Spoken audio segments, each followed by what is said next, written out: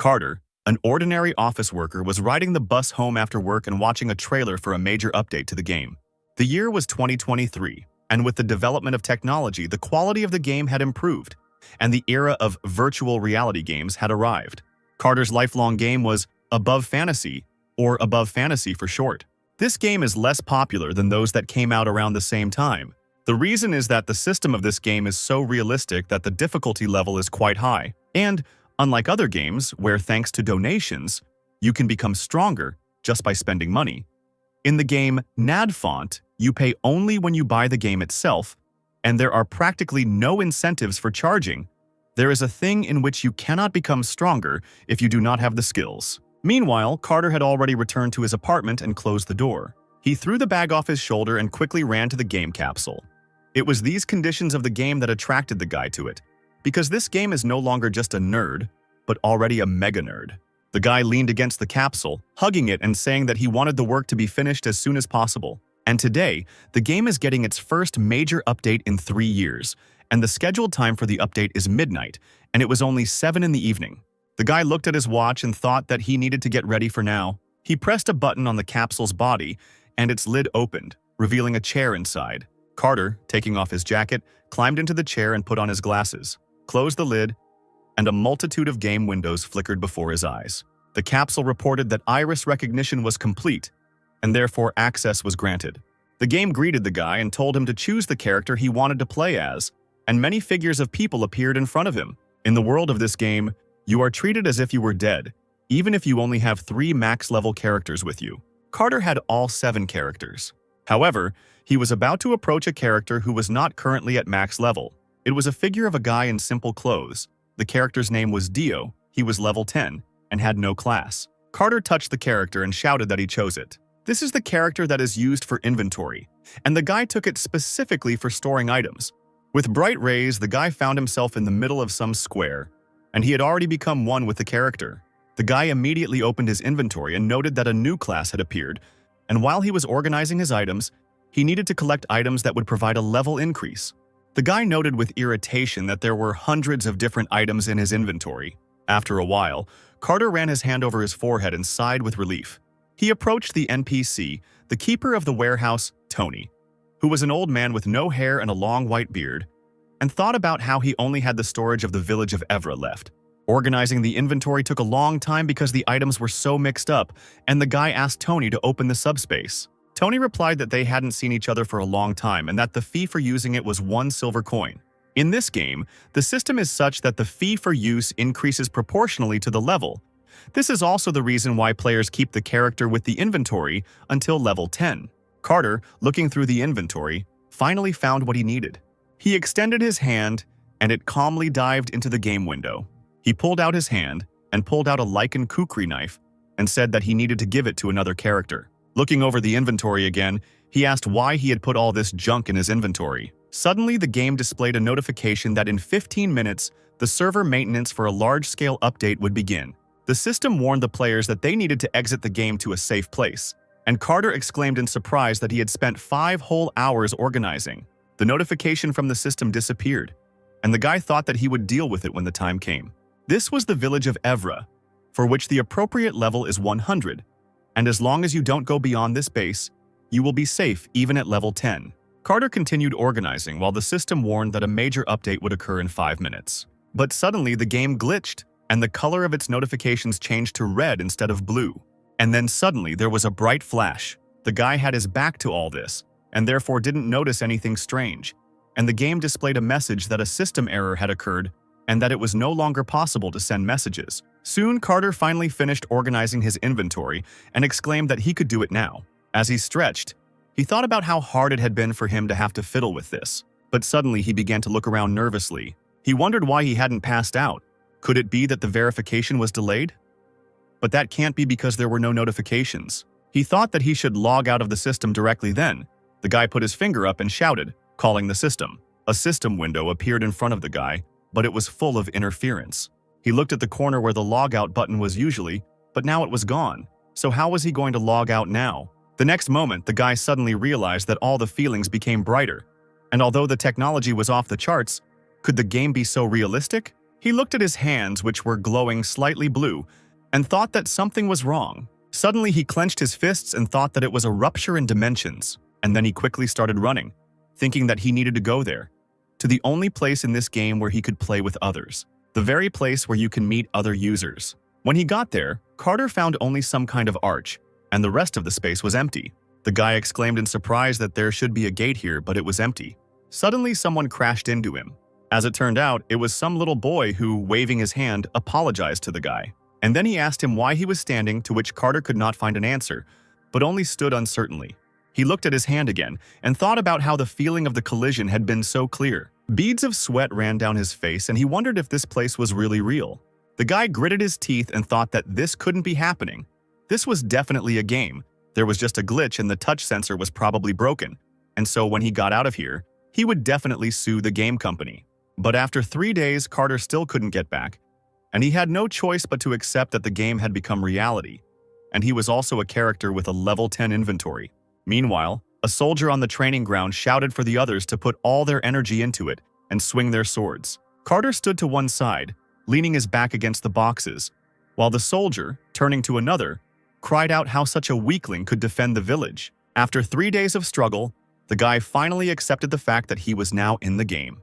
However, it hit him hard that he became his own weakest character. However, he could be glad that at least he had money. But still, the fact that he was in the game did not calm him down, and so he desperately grabbed his head, which one soldier noticed. Coming closer to him, he asked what Dio was doing here on the training ground. Carter smiled weakly as he looked at the man, who told him that he was just looking around. The soldier asked the boy how about training together, and he reached closer to the boy, in response to which the boy awkwardly laughed and stepped back, refusing the offer. And he himself thought about the fact that he didn't even have a class, so how could he train? Suddenly, he came to his senses and asked the man why they had suddenly started doing group training. Scratching his chin, the man responded by saying that it was all because of the waves. Even though Evra Village is a peaceful base where NPCs live, there are times when a wave of monsters comes to attack them. You can fight and level up in a team with NPCs, which is much easier than fighting alone, and this is the training system developed by the game company. But for someone coming to a level 100 village with a level 10 character, that would be a disaster in itself. Realizing this, Carter thought that now was not the time to lazily grieve over the current circumstances. After all, it's not a fact that if he dies here, he will then return to his reality. Carter clenched his fist tightly and decided to himself that now he had to try hard. Afterwards, many game windows appeared around the guy. Returning back to Tony, Carter decided that he needed to properly locate his inventory first. He thought that if he changed his character, then he could also change his class. And after finding several scrolls, he concluded that he now had access to a martial arts master and an assassin. However, the guy's character stats were too low for him to change his class. But suddenly he found another scroll that was glowing with purple light. And he noticed that purple color could only be seen when the second stage title changed. The scroll opened, and as it turned out, it allowed you to change your title and move to the second stage depending on your existing status. And this scroll can be used at the altar of the Forgotten Temple. And the guy thought that he can't use it. But suddenly, reading the scroll again, he noticed with surprise that he could use it. Could this really be a hidden part of the game that he didn't know about yet? This game is more realistic than any other virtual reality game, and it has been carefully designed. The guy couldn't find a single bug, and the amount of information provided to users is much less compared to other games. To enjoy the game, you have to track down and find hidden content yourself, which is why there were a lot of bad reviews, but the guy actually liked it. Looking at the scroll, he thought that he had never heard of such conditions before, namely that one needed to be of class 1 or lower and a reputation of 500 or higher. So this was definitely a hidden part that no one had discovered yet. The boy rolled up the scroll and thought that the most important thing for him was survival. However, there are a huge number of secrets in this game that he has yet to uncover, and that makes his blood boil. The guy thanked Tony and quickly ran somewhere. Tony waved at him and told him to come again. Carter then headed to the Mercenary Guild of Evra Village. He entered the building, where there were already many people, causing the room to buzz with conversation. Suddenly, someone pointed a finger at Carter and asked if he couldn't see that there was a line. Looking the guy up and down, the man noticed that he was not the type of person who could easily afford such a place. Covering his nose because the guy smelled like a loser, the man asked what this pathetic man was doing in the Mercenary Guild. Carter walked up to the counter and threw something on it, and asked to be allowed to meet the gentleman. As it turned out, The guy threw an old Class A mercenary card on the table, which proves that he is a mercenary who has gone beyond the veteran level and reached the rank of expert. The girl standing behind the counter looked at the map in surprise. Others who were standing nearby also reacted very emotionally to this. Carter smiled as he thought about how they say that less than 0.1% of mercenaries have such a thing. And the guy had a plan that involved him using this seal to disguise himself as an A-class mercenary. And with the help of a cloak with camouflage charms, he will hide his true identity. Suddenly, Carter reached under his cloak, saying that he wanted to show something. And then he took out some kind of metal, and thought that this imperial metal was like a pass to anywhere. But if everyone sees her, then he has problems. Having shown the metal and put it back, he asked again whether he could meet with the gentleman. Meanwhile, the guy was thinking hard about whether they would ask him to prove anything. Suddenly, a step was heard behind the guy, and the man said that it seemed like an outstanding person had come to them. The man was very well built. He bowed his head slightly and introduced himself, saying that his name was Cotton, and he was the leader of the guild. And then he suggested that the guy go upstairs and tell him everything in more detail. The guy thought that there was no way he could show his fear now. Folding his arms across his chest, he asked if he hadn't said he wanted to see the master. Cotton bowed respectfully and said that, unfortunately, the guild master was currently absent. But if the guy doesn't mind, then he can listen to him and then convey everything. Carter replied that that was fine then. He would tell him everything. As a drop of sweat trickled down his face, he smiled triumphantly and thought that now all that was left for him was negotiations. The man and the boy went upstairs and Carter told them everything, in response to which Cotton asked him again about what he wanted them to instruct him to go to the Forgotten Temple. Carter replied that everything was correct and that there were no other conditions. Scratching his mustache, the man thought about why he would ask an A-rank mercenary to do such a thing, and then he said that he needed someone to accompany the priest, but all the mercenaries were already busy. The guy smiled and replied that he could do it, and then he said that he didn't need any reward for this, he just wanted to get to the temple in comfort. Hearing this, Cotton, somewhat taken aback, asked the boy if he really wanted to participate as an escort object. The guy replied that things weren't quite like that, and if something dangerous happened, he wouldn't sit idly by. And then he thought that if he said that, it would be hard for the man to refuse him. They don't need to prepare additional rewards, and from the guild's point of view, as the fighting force increases, the risk of failure decreases. Folding his arms across his chest, the man smiled and replied that he understood and that it was possible. Carter thought happily that he had succeeded, and the man said that they would also notify the client of the changes and then asked him to fill out a request form. The guy signed a mercenary request contract, and the system informed him that a quest would appear soon. Cotton checked the contract and then he said that everything was fine and the client would be happy too, and now the guy could go and tomorrow morning he should come to the north exit. Carter turned and waved his hand in thanks to the man. As he walked out the door, he thought that he needed to go back and prepare carefully, because if his identity was revealed, he would be in trouble. Meanwhile, Cotton smiled strangely after him. The next morning, several mercenaries were discussing that an A-class mercenary would be participating with them. Another mercenary asked what this mercenary was doing in such a remote area, but suddenly they noticed Carter approaching. One of the mercenaries extended his hand to Carter, asking him if he was the mercenary rumored to be there, and he then introduced himself, saying his name was Raymond. Carter replied that his name was Monty. The guy shook the hand extended to him, thinking that at first he had used a pseudonym, as he had planned. But something was wrong. Carter was surprised to find that only 4 guards, including himself, were sent on the mission. He scratched his chin, thinking that they must have cut down on the number of people accompanying him since he said he would be participating. And then he noted with irritation that this Cotton had fooled him. Suddenly, Raymond spoke up, asking if the client had arrived yet. Suddenly, a young girl with red hair that was braided into ponytails ran up to them, and she was dressed in blue, and the girl asked the men if they were her escorts. Stopping, she began to catch her breath and apologized for being late. And then she, putting her hand on her chest, said that she was entrusted with a mission in this temple, and her name is Clara, and she is a priest of the Temple of the Moon. The other mercenaries also began to introduce themselves as Carter watched them out of the corner of his eye, and he noted that her clothes looked shabby. Apparently she had been through a lot as well. Suddenly the girl turned her head, noticing someone looking at her. The guy noticed with surprise that the girl was looking at him. The question immediately popped into his head. Does he look suspicious? But perhaps she was looking at him out of curiosity, since it was not often that you met Class A mercenaries. And then they set off on their journey. After some time it was already dark, and they set up camp and made a fire. One of the mercenaries, pointing his finger at the map, said that tomorrow they would head towards this camp. And it's a bit of a detour, but it's safe, so they're not in any danger. Raymond agreed with the man and said that this was the safest way. But suddenly Carter, who was leaning against a tree, spoke up and said that they needed to take a shortcut. After all, if they go to Camp 3, they will stumble upon a cave there, with the help of which they will quickly get to the temple. Raymond approached the guy and said that they knew this area better, and the path to Camp 3 was still unclear. Carter replied that he could find a better way than he could with his eyes closed, and that it would be much quicker if they crossed the cave and went through the Danville woods. The man cried out that he didn't know what kind of monsters were living in this forest. The guy thought that he himself did not want to go there, but the longer they went, the more likely it was that he would be discovered. And then they will realize that he is not an A-rank mercenary, but just a level 10 character without even a class. He thought that he had to keep this in mind, and he had to never be afraid, and he had to break through. He had to act confidently. And then he firmly said that he was definitely heading towards the third camp.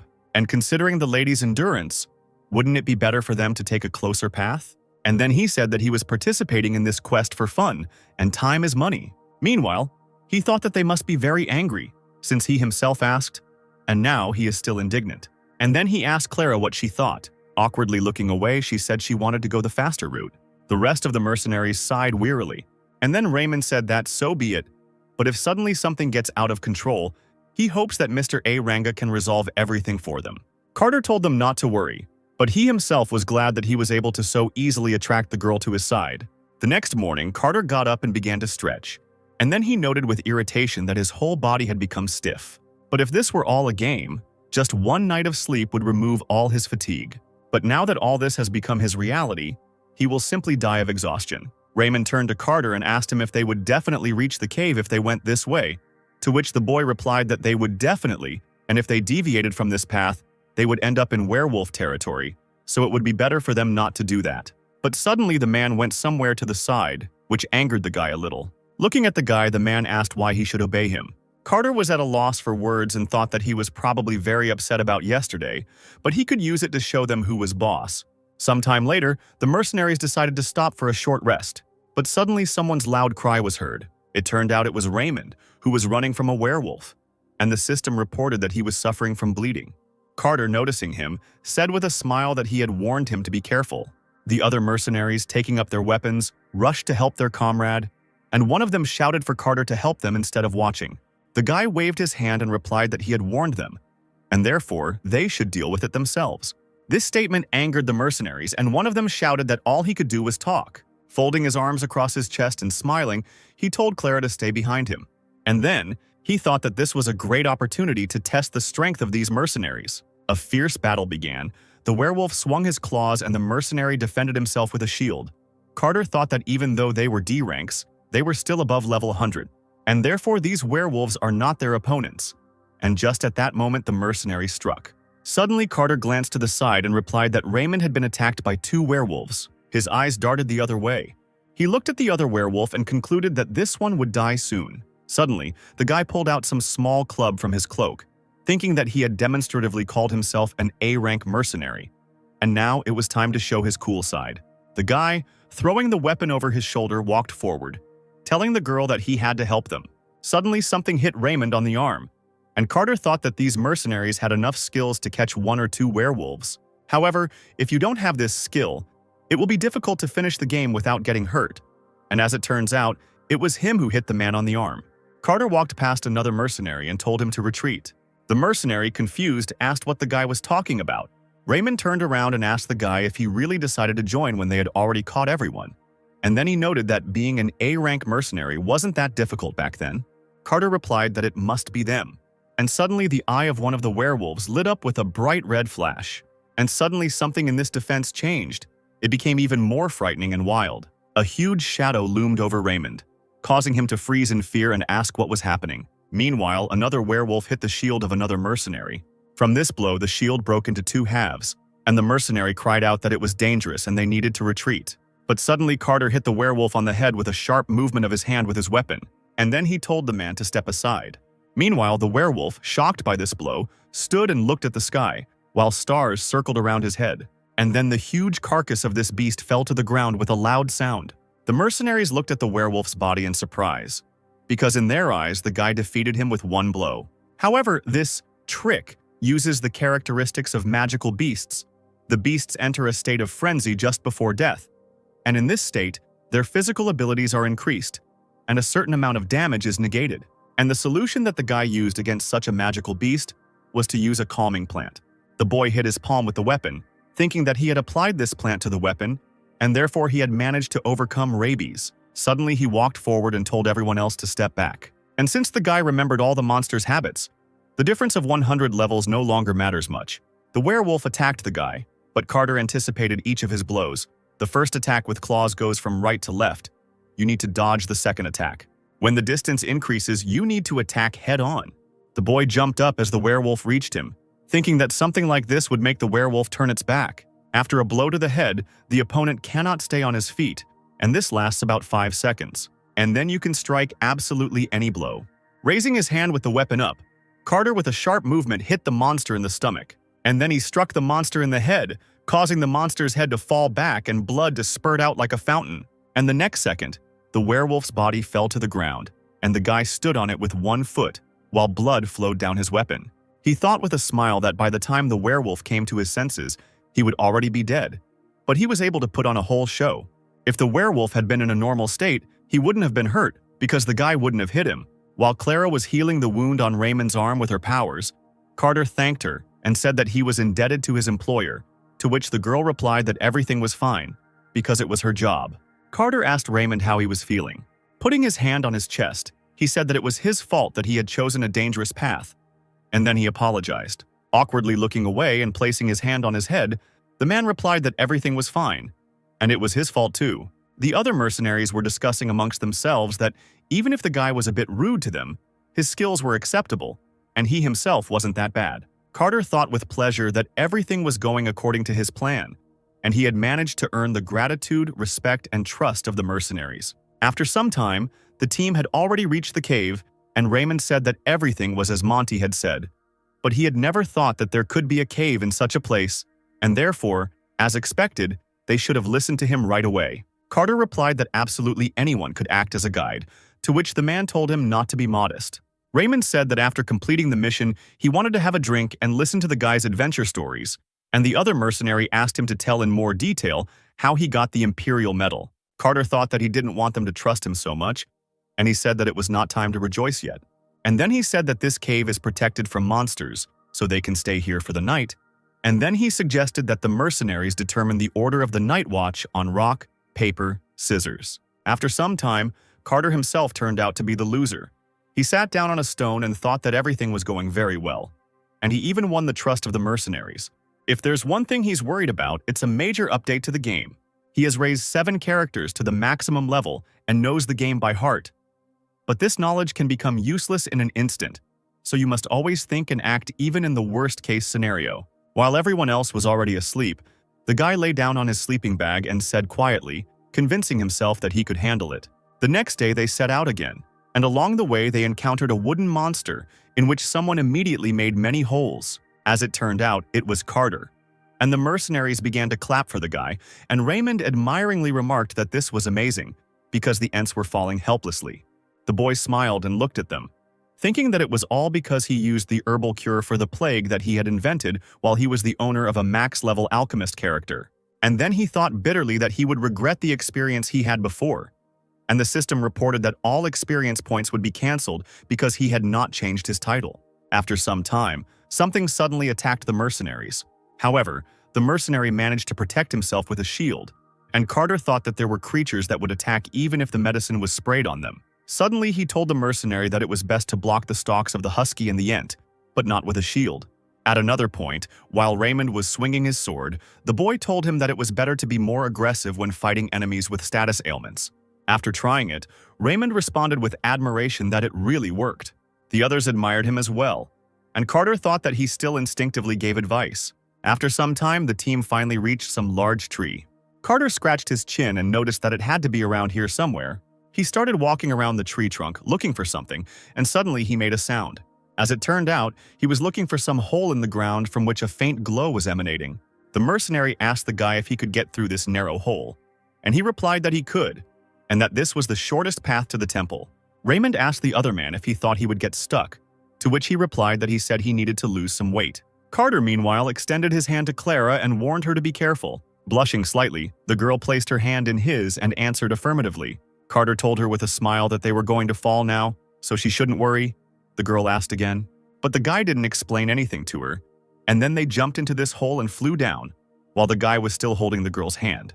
Sometime later, they finally landed somewhere. Sitting on the floor and holding her head, Clara asked what was going on here, and then she stood up and began to admire the decoration of the temple. Meanwhile, the rest of the mercenaries also landed on the floor with a loud sound, and Clara noted that there was space there, and now there was wall painting.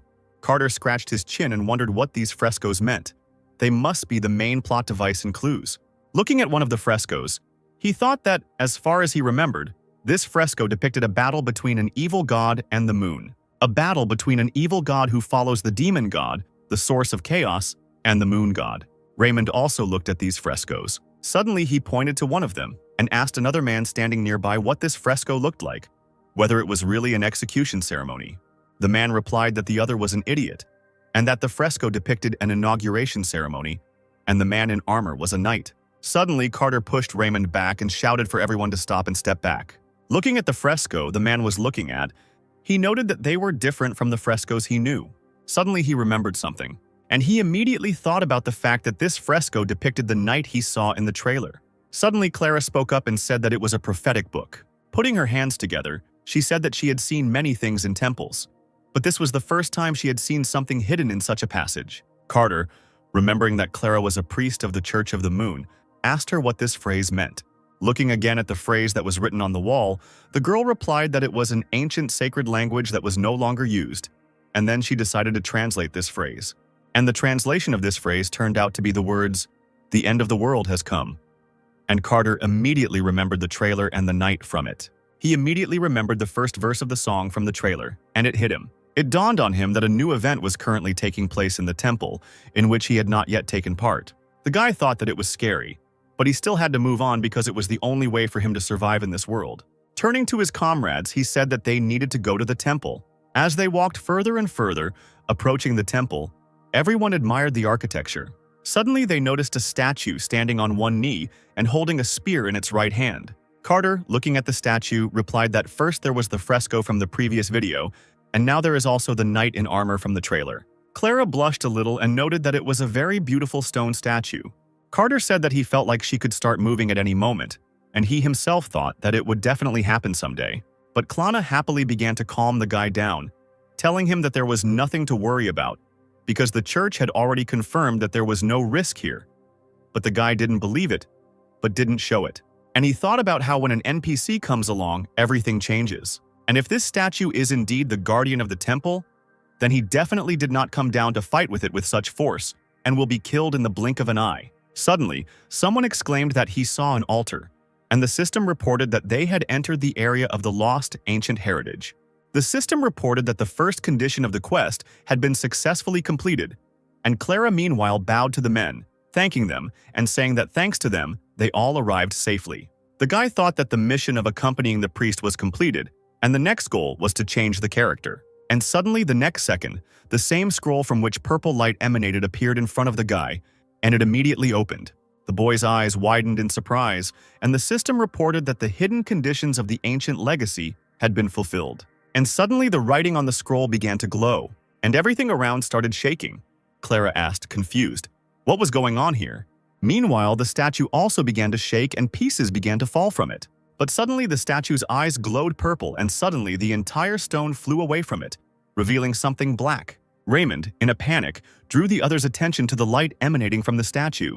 Hearing this, Carter looked in that direction in fear and confusion. And as it turned out, now instead of a statue, there was a huge knight in black armor. Carter, seeing this, finally realized that this statue was not a guardian, and this is the Death Knight, an enemy that even level 300 players fight, a cursed paladin who transcends death. The guy chuckled and said that this was definitely not the kind of monster that would appear on a level 100 field. He pursed his lips as he thought about how there were more than 300 Death Knights on the level 100 field. And so his nerd instincts speak for themselves that this is an unexpected event, and therefore, defeating the Death Knight is not the end goal. The developers are very secretive about their intentions for planning all the events, so there must be another way to deal with this. Suddenly, another scroll flashed next to the guy, and the system said that the guy had a book of changes, and a forced hidden quest was activated. Carter placed his palm on the scroll, and the system informed him that he was to receive the Death Knight's sword. And suddenly, the guy remembered how he searched the internet for a strategy to easily defeat a Death Knight, to which someone said that anyone who chose a paladin knows how weak he is against divine power. Among the NPCs, you need to take a priest, and you need to put the shield used by the priest on the Death Knight. If you do this, you can crush the Death Knight, break his shield, and skip phase 1. The guy thought that this was exactly what he needed, but suddenly the floor around him burst into flames. The knight extended his hand and asked how the boy dared to enter the sanctuary. Clara suddenly exclaimed, turning to the guy, that it was dangerous.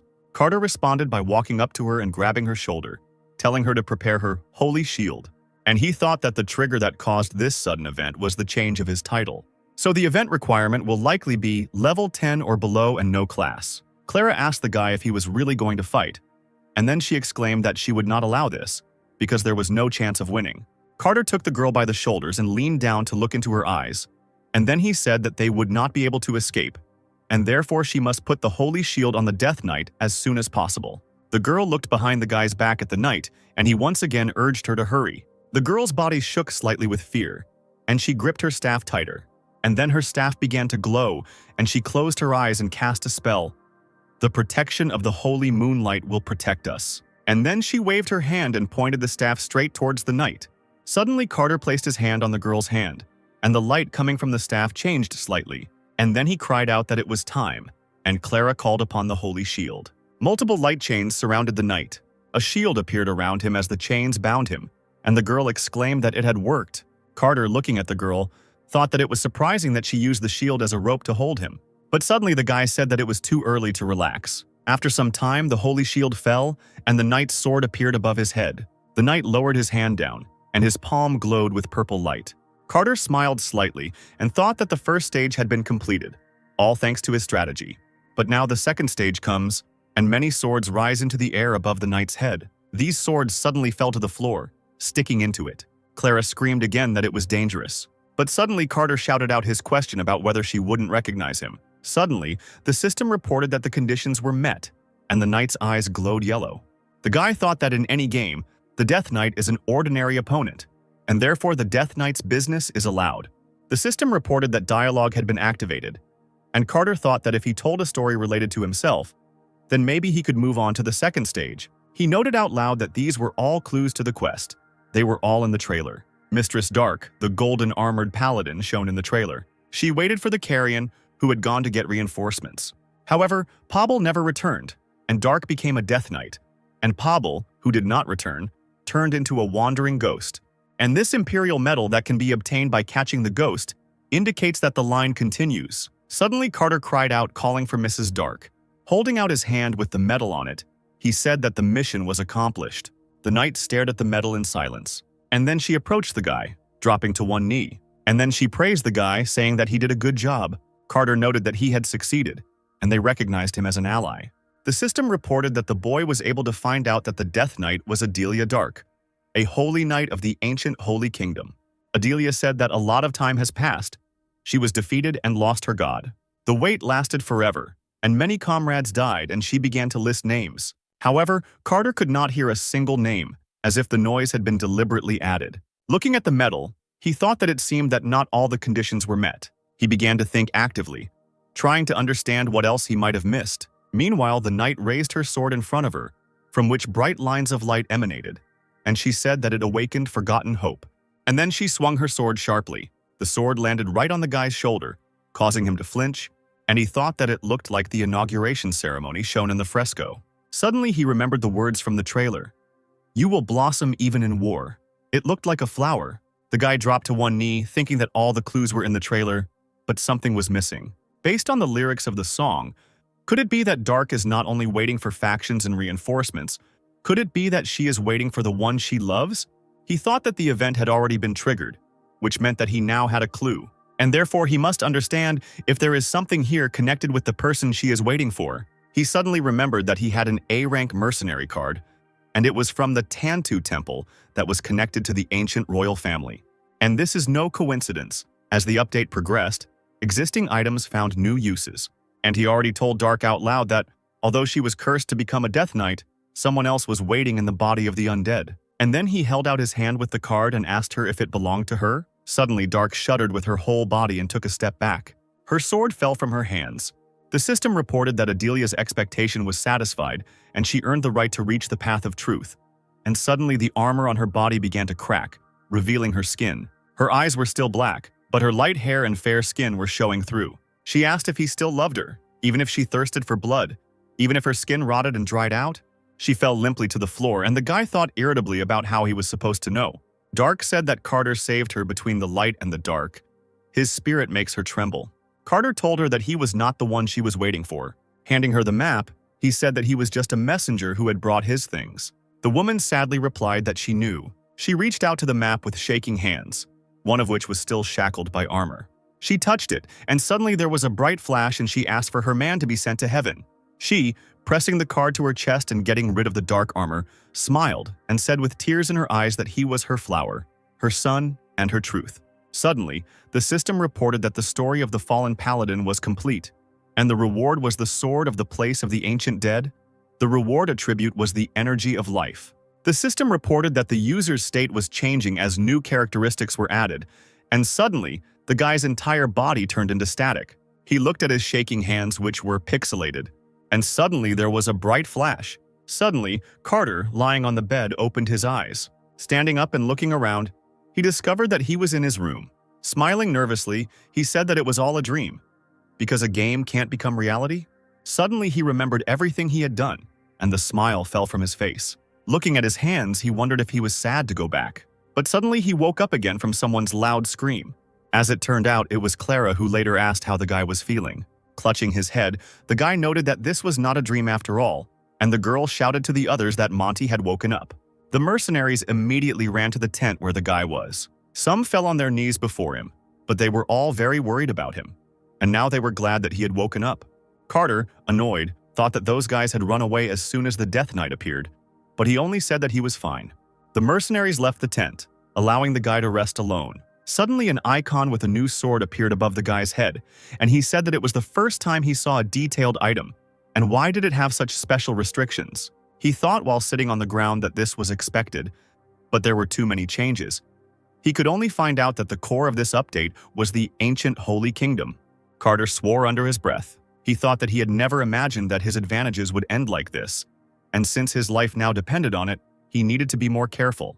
Carter stood up and walked out of the tent. Clara, noticing him, asked him again how he was feeling, to which the guy replied that he was fine. And then he told her to take the mercenaries and complete the mission, and he had some business at the altar. Arriving at the altar, he took out a scroll from his inventory. Opening it, he thought that there was no longer any need to doubt.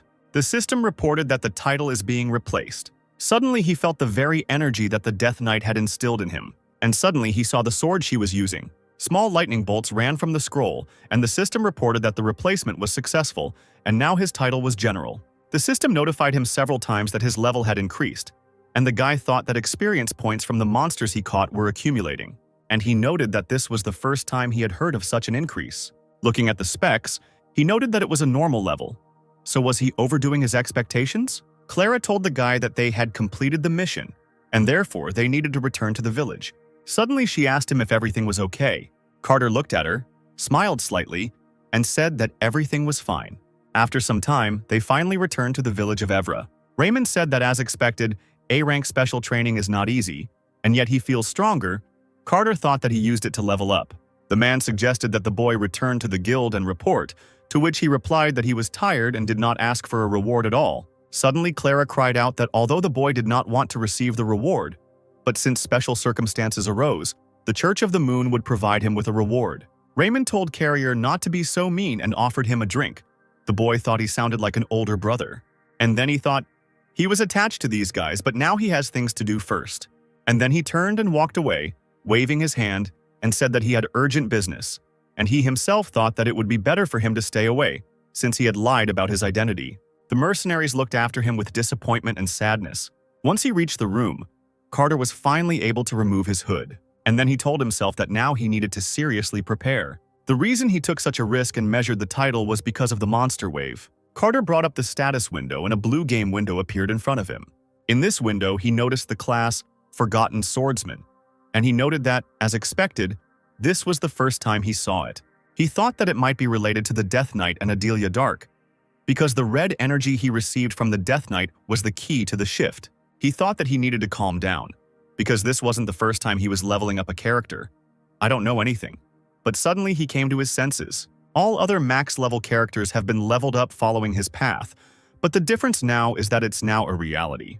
Carter clenched his fist and told himself again that his yellow wave of monsters, and so he needs to focus only on this.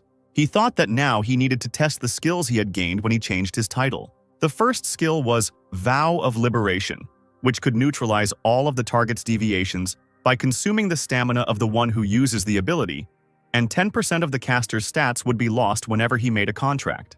Carter wondered if this was too risky. Isn't it a good skill to destroy characteristics? And if the subject is stronger than him, the skill won't work. And if he is weaker, it will be useless. Is that good? The next skill was Cutting. Carter asked in shock if this was just a normal hit. However, this was also a skill, so he decided to try it out. And suddenly the space under his feet glowed red. The wind picked up and the system reported that the skill would change accordingly depending on the player's status. The boy looked at his hand and noted that it was the red energy he had received from the Death Knight. Suddenly, the system reported that the power of the Forgotten Swordsman recognized the Seal of Fire, and the skill Cut was changed. Opening his eyes again when everything had become quiet, Carter saw a window in front of him that talked about the Firegrass technique. The guy thought that this was incredible. The skill development conditions appeared before him, the fourth of which was unknown, and Carter now understood why he had such a title. After all, his skills are now modified by the power received from the Death Knight. He noted that the Flame Essence, which is the condition for skill development, is stored in the inventory of one in another city. While packing his things, the guy thought that first of all he needed to level up to improve his skills. After some time, he reached a place where he began to kill level 83 armored turtles. He remembered that these monsters were big, but slow. Suddenly the turtle struck with its big paw, but the boy dodged and struck with his sword, thinking that if he dodged and aimed at weak points, the difference in levels would be easy to overcome. Carter was already level 36. After killing the turtle, he noted that it was not for nothing that he raised the sword to the maximum level. However, if he had a better sword instead of this basic one, he would have been able to do it faster, but he couldn't use the weapon he had in his inventory since it didn't match his level. Thinking that he still had a lot of work to do, he continued to kill turtles, raising his skill level. He had to go further because who, if not him? After some time, the guy's skill level was 38.4 out of 100. And after some time, Carter finally reached level 50 and he leaned tiredly on his sword. There were a lot of dead turtles around and the guy fell to his knees on the ground. His face looked tired and he thought that he was on the verge of collapse.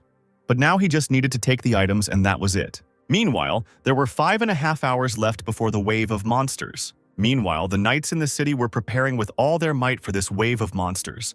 Meanwhile, they were getting closer and closer to the city walls. Having noticed them, the archers were ordered to stand at the ready. And then a multitude of arrows began to fly at the monsters from above. These arrows hit the monsters, sticking into their bodies. The knights were ordered to use shields, and they held them out in front of them, and a fierce battle began. The commander cried out that ranks number 3 were disorganized, and he ordered that this be corrected.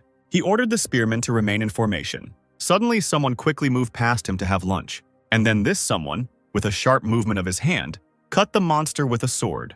The knight, noticing this man, joyfully cried out that this was the mercenary Monty. The knight, shaking his hand, thanked him, and said that it seemed the boy had gained some fame. Suddenly the knight noticed that the guy looked somehow familiar, which made him shudder. Carter thought that he actually knew this NPC. The knight asked the guy where they could have met, in response to which the guy only replied that it seemed to him, and the answer was a look. The man said that in any case he was grateful, and it was very encouraging that he was an A-rank mercenary. And then he said that his squad would help him, to which the guy replied that they could rely on him. And he himself thought that the difference in levels between him and the monsters was almost 2 times. And then he decided to use the confidence lens. Using this technique, he was able to see the health bars of all the monsters, thinking that it was all thanks to the training items. As he cut down the monster, he thought that he was now aiming for only a critical hit. Carter continued to swing his sword, killing the monsters. The knights admired his courage. Suddenly something flashed past the guy's head and he turned his head to the side. He jumped up to strike from above, thinking that anyone could kill them with one blow. He thought that due to the seriousness of the situation, he couldn't form parties with NPCs, and therefore he wouldn't be able to gain experience unless he killed them himself. Suddenly, someone's paw hit the guy, but it missed his shoulder. Carter turned and plunged his sword into the monster's body. The knight remarked that he couldn't believe that he was using a large sword, to which the mercenary replied that the guy was an A-rank mercenary.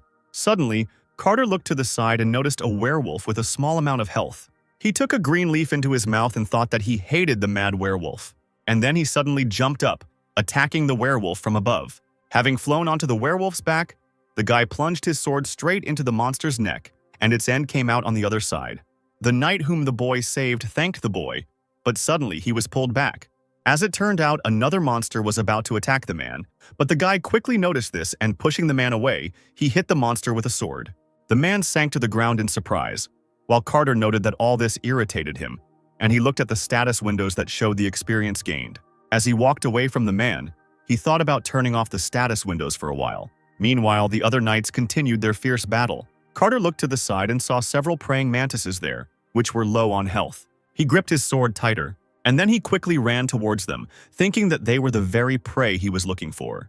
With a sharp movement of his hand, he swung his sword, striking at the bodies of the monsters and killing one of them.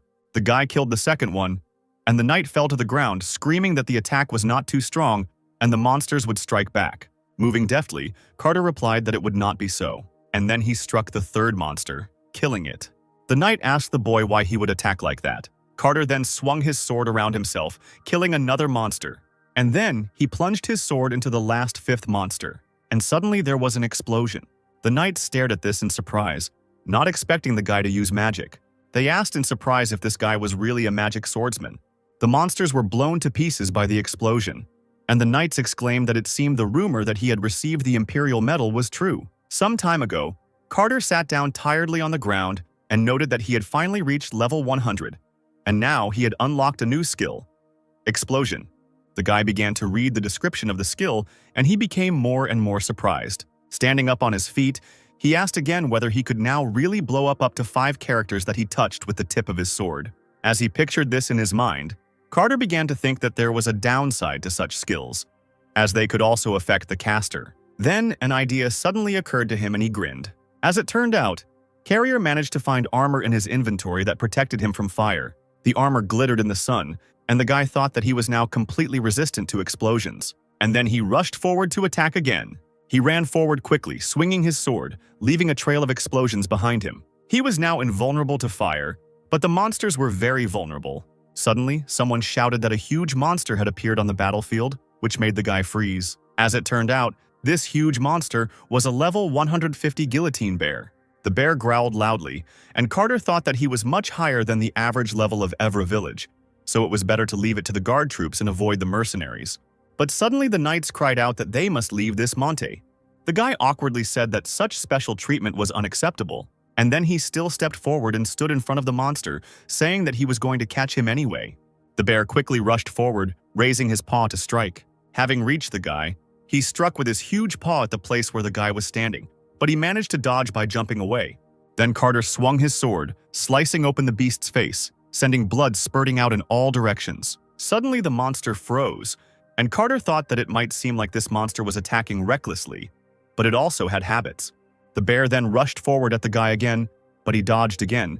Noting that since the skin was thick, the damage from the explosion was small, Carter began to run away from the monster, thinking that in order to prepare for this, he had focused on agility. Suddenly he turned sharply, and again he ran forward while the bear chased him, thinking that he needed to jump into the crowd of monsters. Bursting into the crowd of monsters, Carter began to swing his sword, sweeping them out of his way. He thought about the monsters chasing him, not realizing that their blood was being shed in vain.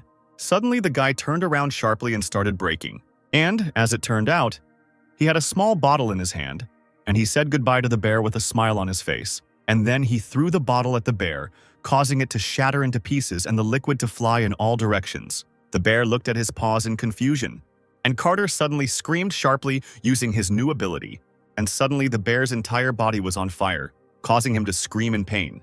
Carter watched this action with a smile. The fire disappeared and the bear began to fall to the ground. And then he fell to the ground with a dull sound, raising dust, and the knights cried out joyfully. The monsters that sat in the forest, hiding from the sight of people, were very frightened. Carter then jumped high into the air again, charging at the crowd of monsters, and he cried out that art was an explosion. Sometime later, a cart was slowly driving along the road. Suddenly, someone stopped the cart and said that there would now be a short inspection. The man walked further, looking into the cart, and it seemed he recognized someone. As it turned out, Carter was lying in the cart, sprawled on the hay. The man happily said that he had heard of his activities in the village of Evra, and then he asked him if he was heading to River North. And then the man said it was an honor to meet him, and he looked forward to the next time, and Carter waved his hand awkwardly and laughed. The cartwheel hit the ground, and the system announced that they had entered the Paramount Plain. Sitting in the cart, Carter thought that it seemed like just yesterday he had no idea how a level 10 personnel could survive, and now he had already reached 80. He called up the skill development conditions window again and thought that choosing explosion was the right decision. He thought that now he was going to the storage in North River for the essence of flame. There, he would be able to take items into his inventory upon reaching level 109. Scratching his chin, he wondered what else he needed to do. And then, he turned to the cab driver and asked him if he could ask a question, to which the man replied that he could ask about anything. The guy asked if there was any news from the Empire, the man thought, and then he began to tell, saying that about 10 days ago, a group of bandits raised an uprising in the west, and the third prince also recruits troops for himself. Carter thought that he remembered going through this quest with another character, and that he might have established a relationship with the third prince of the Empire. The cabman said that where they were going, the number of missing people was increasing, and the Lord was having a hard time. Carter pulled out a silver coin and thought that it seemed like the plans were a little off. He thanked the man for the information and gave him a coin, and then he asked him if he could give him a lift somewhere. Carter climbed out of the wagon and removed his hood, noting that he found it frustrating having to hide his identity, and then he began to look into the distance at some plain. Carter thought that this place reminded him of some kind of hidden quest, and he thought of the cave he had reached, that it was a slave trader's cave in the mountains of Tyre, bordering the plains. Hiding in the bushes, he thought about how they were the reason people were disappearing in the North River area. He looked to the side, thinking that he was not going to get rid of them because of a special sense of justice. His goal is the elixir of agility, which can be obtained by defeating the boss. Carter pulled the hood back over his head. Meanwhile, at the entrance to the cave, two men were talking. One said that it seemed like the deal had gone very well. Another replied that he could then take a break when he was finished. The first man replied that of course they could, while Carter watched them from below. Suddenly, he took out a rope. The man shouted that they should have fun today. Suddenly, a rope began to wrap around his neck, and suddenly this rope pulled him back. And then Carter jumped out of his hiding place. With a wave of his hand, he pulled the rope, and the man around whose neck it was tied fell down from the dais.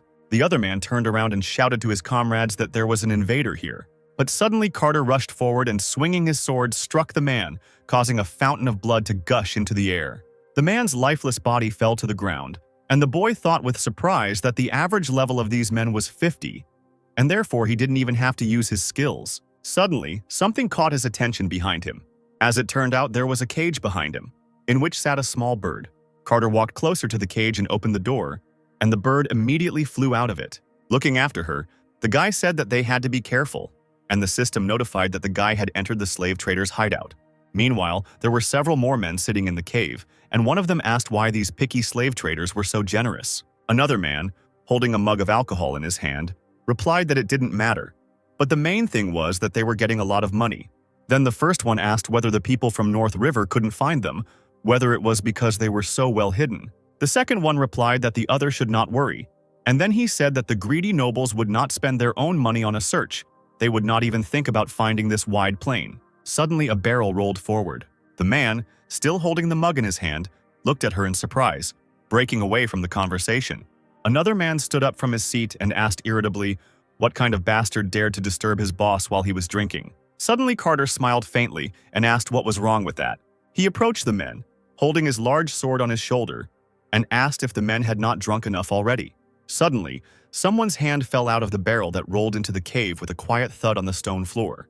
The men stared at this in surprise, and then they rushed to attack the guy with knives and fists, screaming that he was a scumbag, and did he really think he could get out of here alive?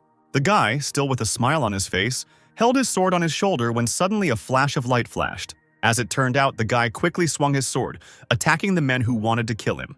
Others also tried to attack the guy, but they also ended up being killed by Carter. The body of one of the slavers fell to the stone floor right in front of their boss, causing him to stare in surprise. A small tremor of anger ran through his body, and he frowned and clenched his jaw. Carter lowered the tip of his sword, dripping with blood, and said that he had dealt with the rest on the way. He slung the sword back over his shoulder and told the man that he was the only one left. He grinned and said that this was all so exhausting and that they should finish it quickly. After some time, someone's bloody hand desperately reached forward, and its owner cried out, begging for mercy. As it turned out, it was the same boss of the slave traders. He was lying on the floor, trembling slightly, and he asked the guy what he wanted. The man tried to crawl further and further away from the guy, and he desperately cried out that he was only following orders. Carter frowned as he looked at the man and thought that he knew this man had to die. He thought that, however, he felt unsure. But still the guy raised his hand with the weapon, and he asked the man if he ever felt sorry for anyone who deserved to die. And then suddenly blood spurted in all directions. After showing himself a little, Carter found a small key with blood dripping from it. Straightening up, the guy looked around the room in search of the chest to which the key belonged. He crouched down in front of the chest and inserted the key into the keyhole and turned it. The chest opened, and Carter took out a potion of agility, and the system announced that, thanks to the potion of agility, the stats were increased by 5. Carter pulled the cork out of the bottle and began to drink the contents. Having finished it to the bottom, he happily noted that he felt that all the fatigue was gone, and the system notified that the dexterity indicator had increased by 5. Carter told himself that it was time for him to hit the road now. But suddenly he heard someone's voice asking if there was anyone there. Touching the wall of the cave with his palm, he thought that he heard a voice coming through the wall. The boy scratched his chin and thought about the fact that the slave trade was over, so there shouldn't be anyone else here. But suddenly someone's image appeared in his head.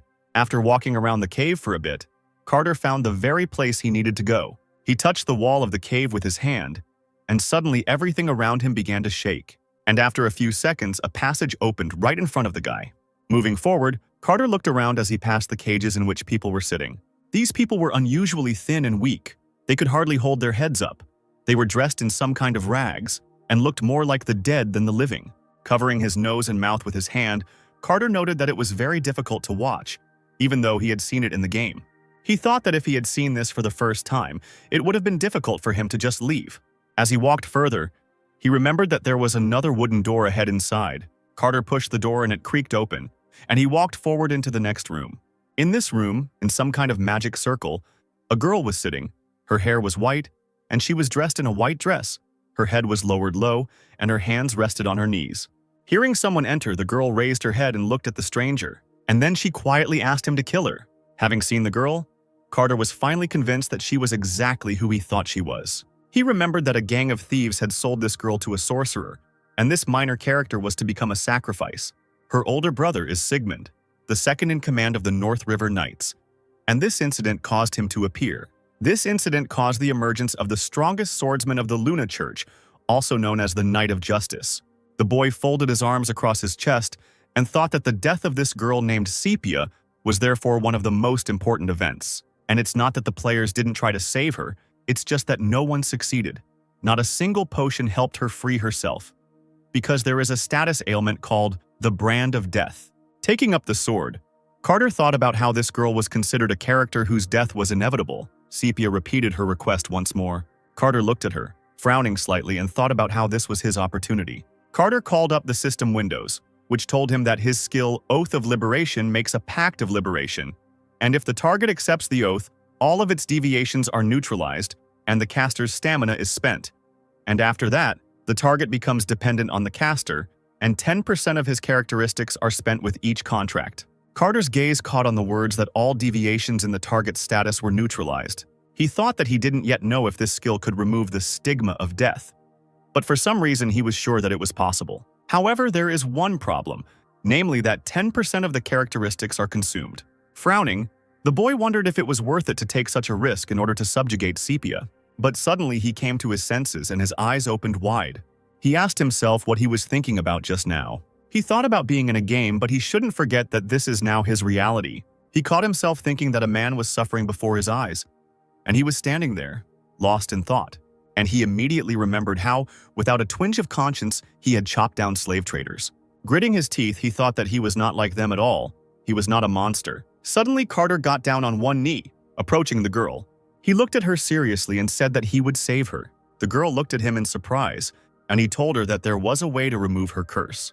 He spread his arms and asked her what they should do. After being in shock for a while, Sepia finally collected her thoughts and nodded silently, her face looking insistent. Carter smiled in response and extended his hand to her. The girl placed her hand, shackled, into the boy's hand. The system reported that the Level 1 Liberation Oath had been used and the subject had accepted the contract, and suddenly everything around was filled with bright light. The system informed him that stamina was consumed depending on the status condition, and if the guy ran out of stamina, the contract could become invalid, and it asked if he wanted to continue, to which Carter immediately replied that he did. And the next second, this light became even brighter. Carter closed one eye and gritted his teeth, asking what the hell was going on here. Meanwhile, the light became even brighter, filling the entire space of the room and blinding the guy and the girl. The system reported that a hidden quest saving Sepia was discovered. After a while, Carter slowly began to open his eyes. He remembered that the light burst out of his hand, and suddenly a hidden quest appeared. But, as it turned out, the guy woke up not in the room. Somewhere, a whole crowd of monsters was running, some of which were flying from above. Knights in golden armor ran towards them. Suddenly, Carter noticed a pattern on the helmet. He thought that this was the first time he had seen such a pattern. Suddenly, a three-headed dog appeared somewhere. Suddenly, something exploded in the dog's mouth, and Carter thought that if this continued, he would lose. But suddenly, a bright flash appeared somewhere above, and a girl appeared in the sky. Suddenly, Carter noticed that she was looking at him. The girl closed her eyes and blessed the boy, telling him that the radiance would come with him. But the next second, Carter suddenly rose from his spot on the floor, asking what it was. Standing up and sitting up, he saw that Sepia was lying on the floor in front of him in a magic circle, and he wondered if this vision was connected with this girl. This led Carter to speculate that Sepia was more than just a minor character. Suddenly, system windows appeared, which said about the secret quest Save Sepia. The system reported that the amount of stamina absorbed by the oath is 90%, and the loss of the caster's characteristics after taking the oath is 10%. The system asked Carter if he would continue with the contract, to which the guy agreed without hesitation. The system reported that the player's power was beginning to be deprived, and the guy's body was enveloped in some kind of glow. This glow also enveloped the body of the girl, who was still unconscious on the floor. Carter thought that he was beginning to feel a surge of strength, but then he coughed up blood, and he raised his hand to stop the flow, and the system notified that the player's health was less than 10%. However, the guy's hand couldn't hold back the blood that continued to spurt out of his mouth, and he thought, had he really overestimated himself?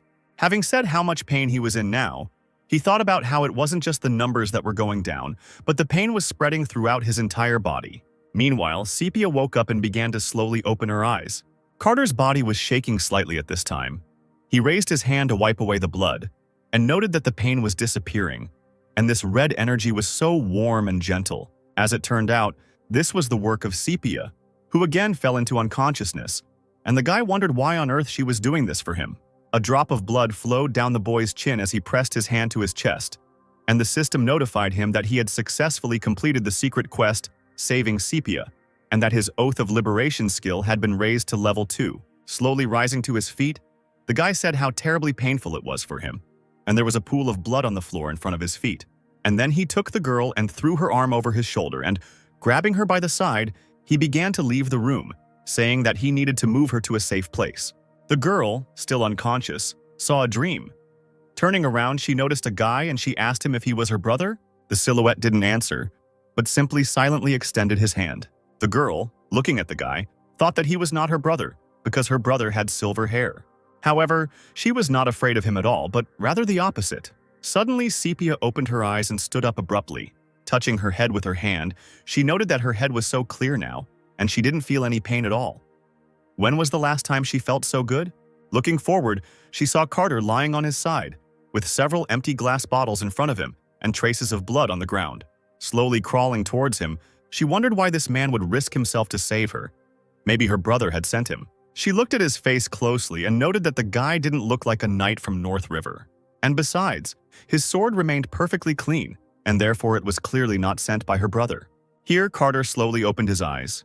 The eyes of the girl who was very close to him widened in surprise. With a red face, she immediately jumped back.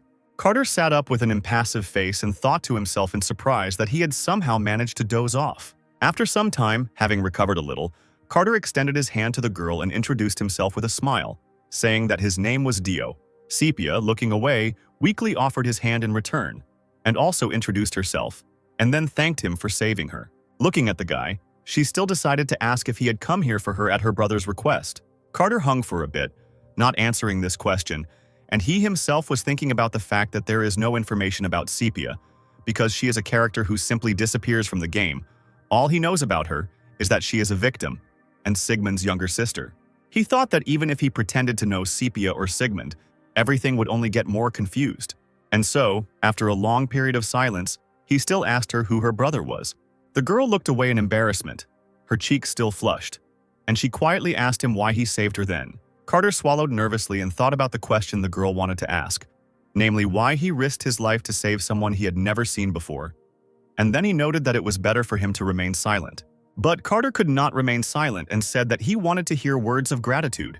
After a while, they were still sitting in their small camp by the fire, and Carter thought that this was all strange. What was strange was that they had already talked a little, but as it turned out, the girl did not remember anything. He thought about how Sepia had made a contract with him and submitted to him, and therefore she would have many restrictions for a long time. And then he looked at the system window of her characteristics, and, as one might expect, in it he could see that it had the characteristics of submission, obedience, solidarity, and destruction. He thought that listening meant suffering when disobeying orders, solidarity meant suffering when going beyond a certain distance, and destruction meant death when breaking an oath. His face warmed up a little, but then he smiled wryly, thinking that the restrictions were much stricter than he thought.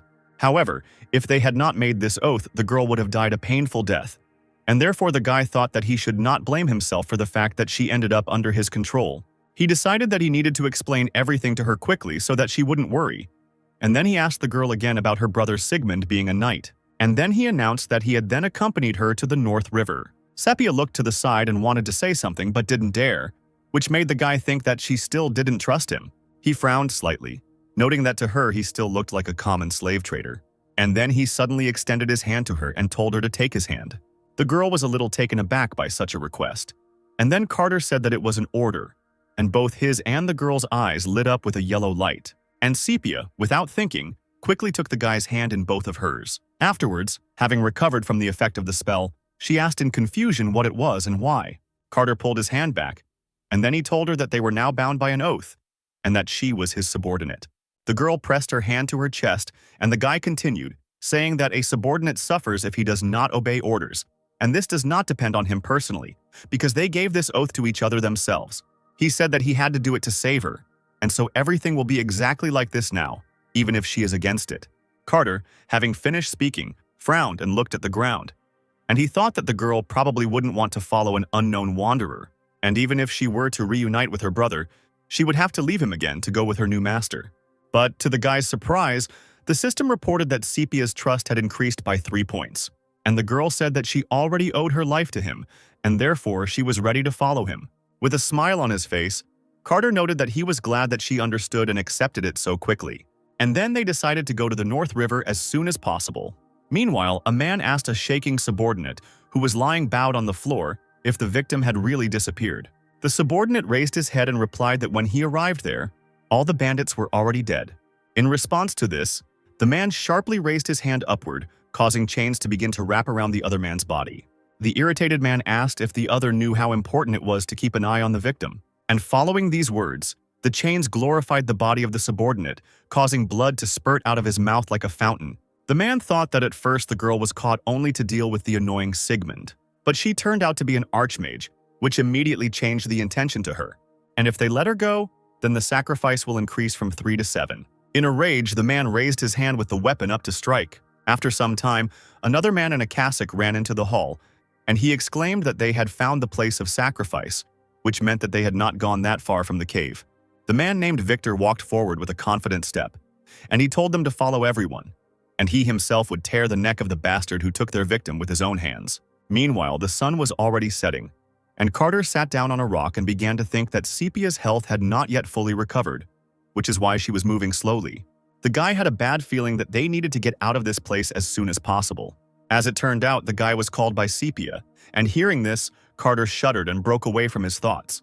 The girl said that he told her that he was a traveling mercenary, and then she bombarded him with questions about where he got such strength from, because she had never heard that such a curse could be removed, and she knows that not everyone can take an oath.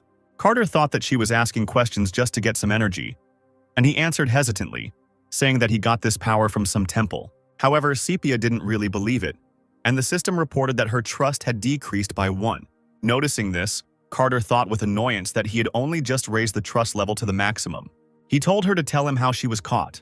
The girl, without looking at the guy, asked him if this was an order. Carter threw up his hands and exclaimed in response that, of course not. He said that she doesn't have to tell him if she doesn't want to. Sepia brought her hand to her face, hiding her smile, and thought that maybe this guy wasn't as bad as she thought, and her trust increased by 1.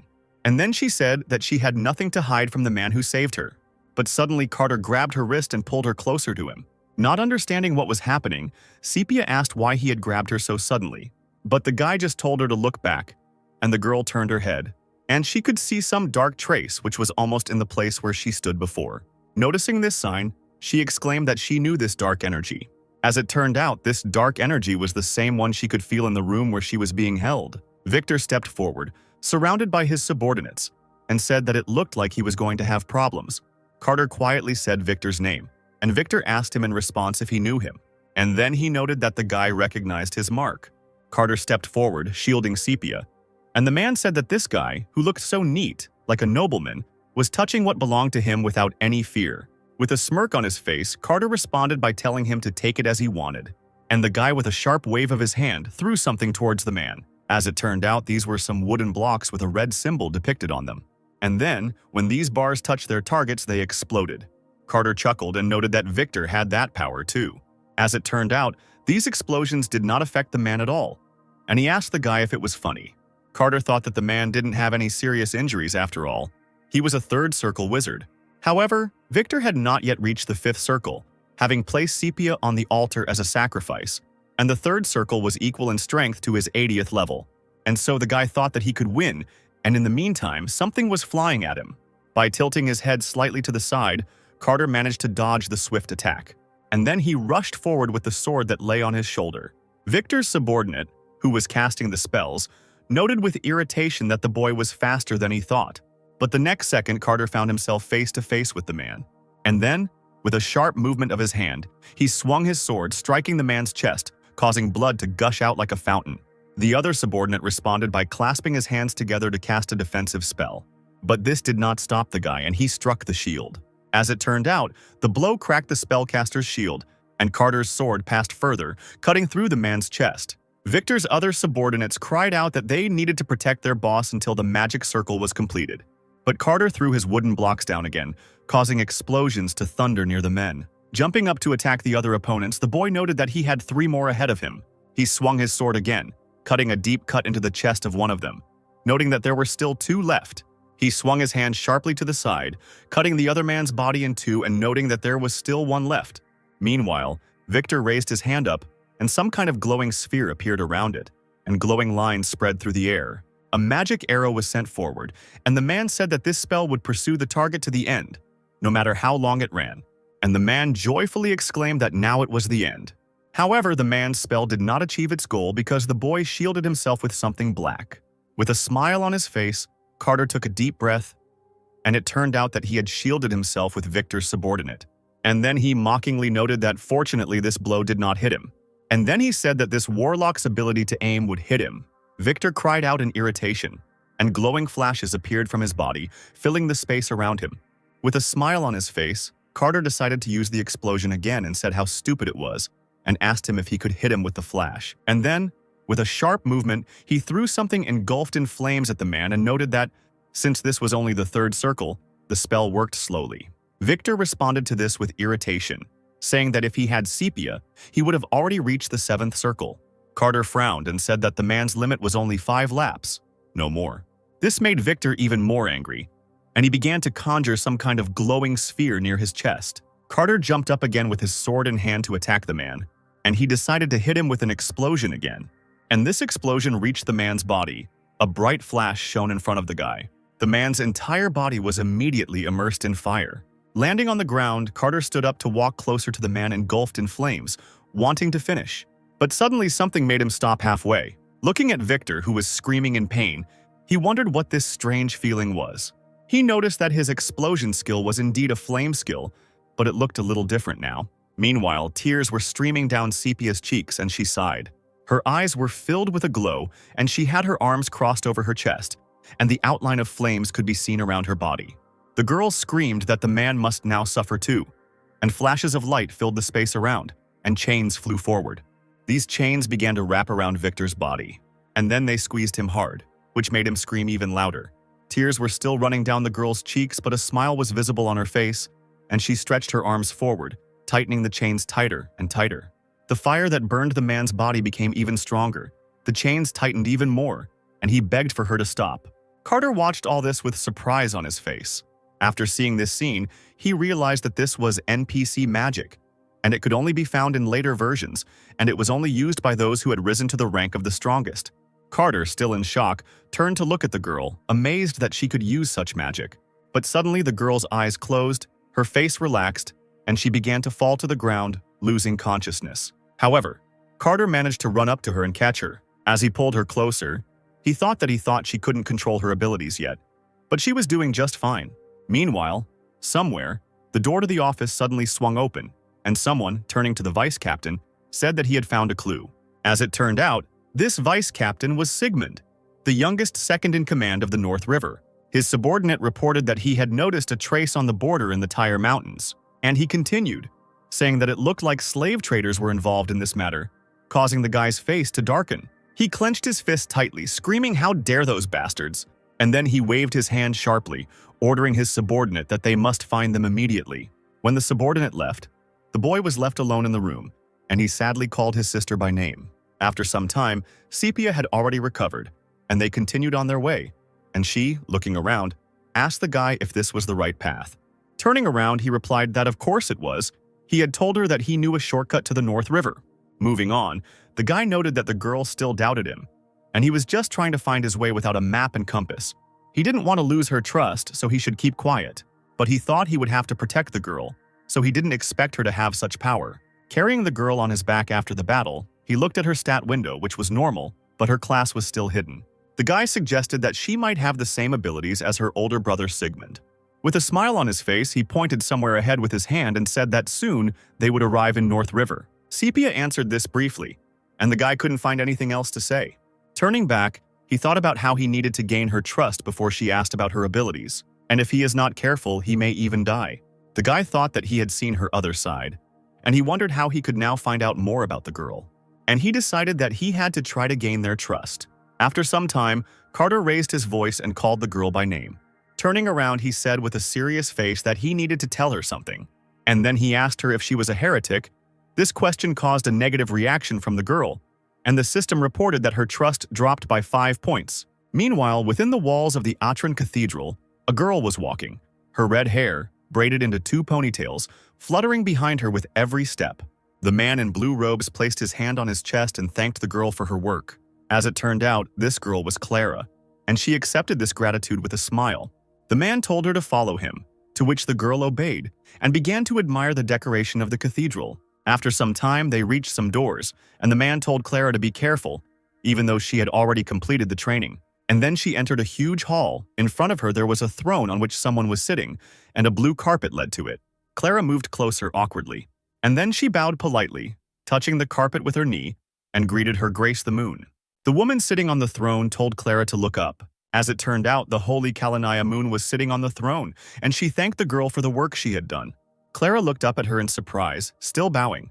Holy Moon quietly tapped her finger on the armrests of the throne and said that the girl must already know why she called her here. And then she said that she had heard that the girl had visited a forgotten temple, to which Clara, without hiding, replied that this was so. And then the woman told her to tell her everything.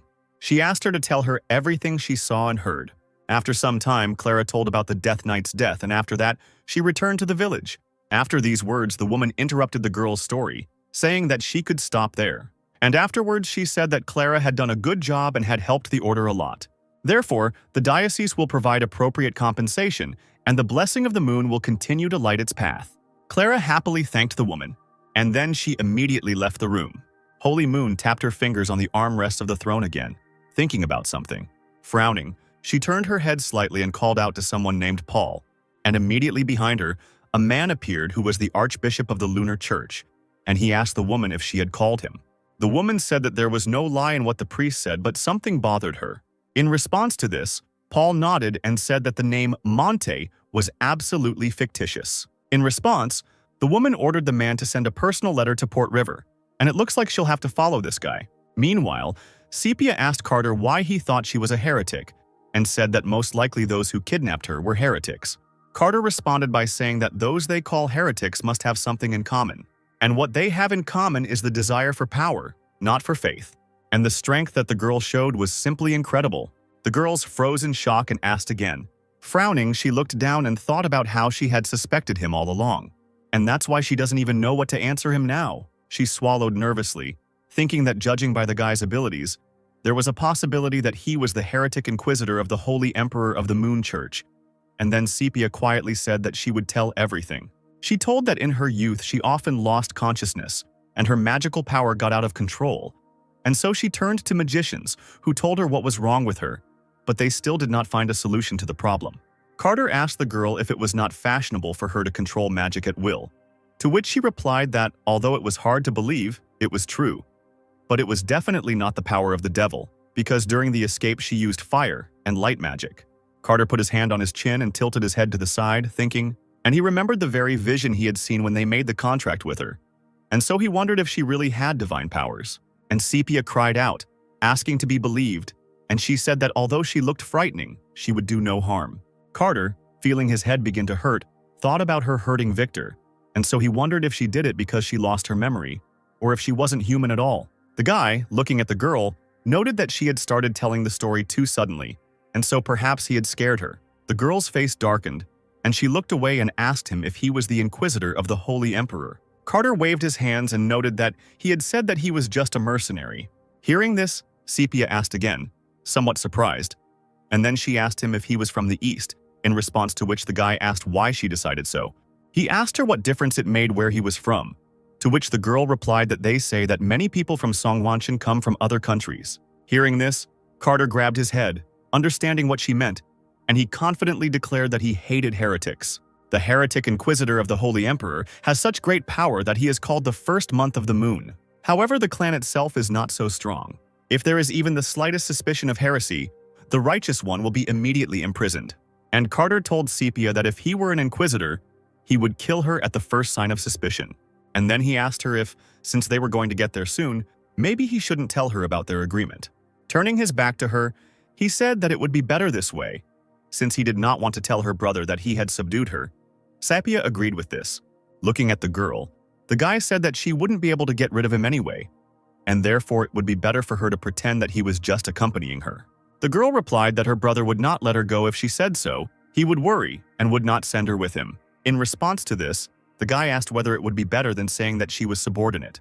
Pressing her hand to her chest, Sepia asked the boy to give her just one promise. She asked him to make sure to say that she was now subordinate if her brother still did not want to let her go. She told him that her brother had grown up in the slums and had risen to the rank of second in command, and she hoped that he would not give his life for her, would not lose the honor and rank that he had worked so hard to earn because of her. Carter scratched his head and thought that, frankly, he had thought he would be encouraged by Sigmund's appearance.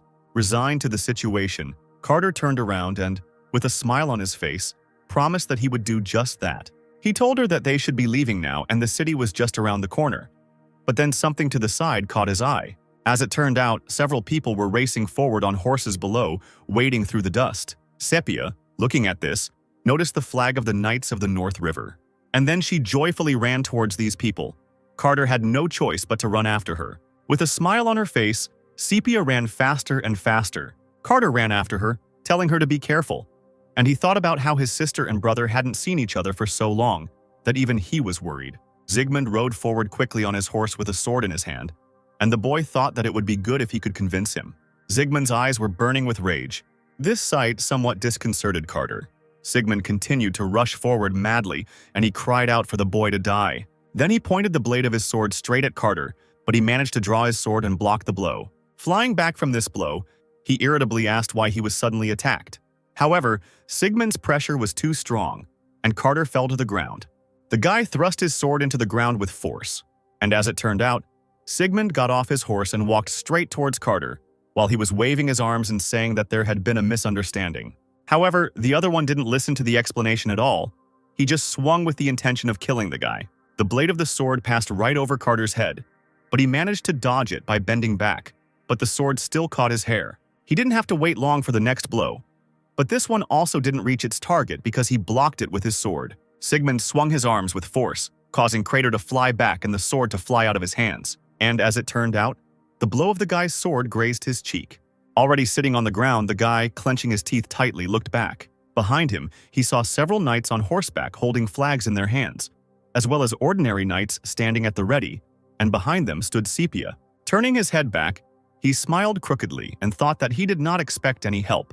Gripping the sword firmly with both hands, he stood up from the ground, thinking that Sigmund was clearly not yet mature enough. And then he thrust the sword into the ground with force, and a barrier appeared around him. However, this could not stop Sigmund, and he rushed forward, asking what kind of nonsense the guy was talking about. But his blow landed on the ground because Carter managed to dodge it by jumping up, and then the guy flew down, kicking the knight in the chest. However, this was not enough to defeat him, and Carter landed on the ground nearby. Sigmund noted that this was the first time he had seen such precise technology, but suddenly his eyes glowed yellow and he asked about it. However, something suddenly flew into the guy's temple, stopping his attack. Sigmund turned around irritably and asked who did it.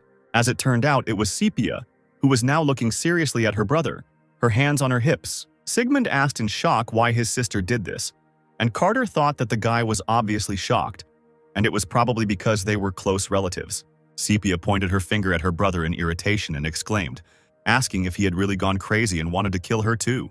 Both Carter and Sigmund looked at the girl in shock, and her brother asked what he was talking about. Realizing that she had spoken too soon, Sepia reached her hand to her face. She covered her mouth with both hands, and Sigmund asked her, spreading his arms, what it all meant. After some time, they finally reached the North River. As it turned out, Carter had already told about himself, and Sigmund asked the guy again about how he had arrived from the east, cured Sepia of the curse using Eastern magic, and dealt with all those magicians.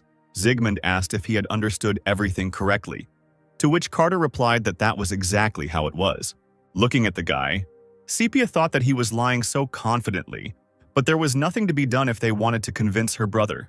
Placing his hand on his chest, Sigmund apologized to Carter for attacking so suddenly, and then he remarked that it was surprising that he was so strong, and he asked if everyone from the Eastern continent was like that. Carter thought that, as expected, doubts were not so easy to get rid of. Placing his hand on his chest, he replied, saying that if he was able to cross the sea to get to them, then he had enough strength to defend himself. And he noted that Sepia's curse was not yet completely cured. He said that as a temporary cure, he used the treatment from the Eastern continent, but Sepia could not be saved from the curse so easily. Clenching the hand that was resting on his leg into a fist, Sigmund asked if there was a way to completely cure his sister. Carter grinned and replied that of course there was, and he confidently declared that he was the best from the East, and therefore he could do it. Sepia stared in absolute shock at the guy who lied so brazenly. Carter said there was a similar case in his hometown, and they called it intangible poison. Treatment requires constant monitoring of the patient's condition, because prescribed medications are constantly changing, and it will take a long time to find them. Sigmund asked the boy what would happen then. In response to this, Carter said that then Sepia should go with him. The knight jumped up from the couch and shouted that he would not allow it, and that he just needed to get the medicine. Shaking his head, Carter said that, unfortunately, without him, they wouldn't be able to find the cure, and if they delayed the search, things would only get worse.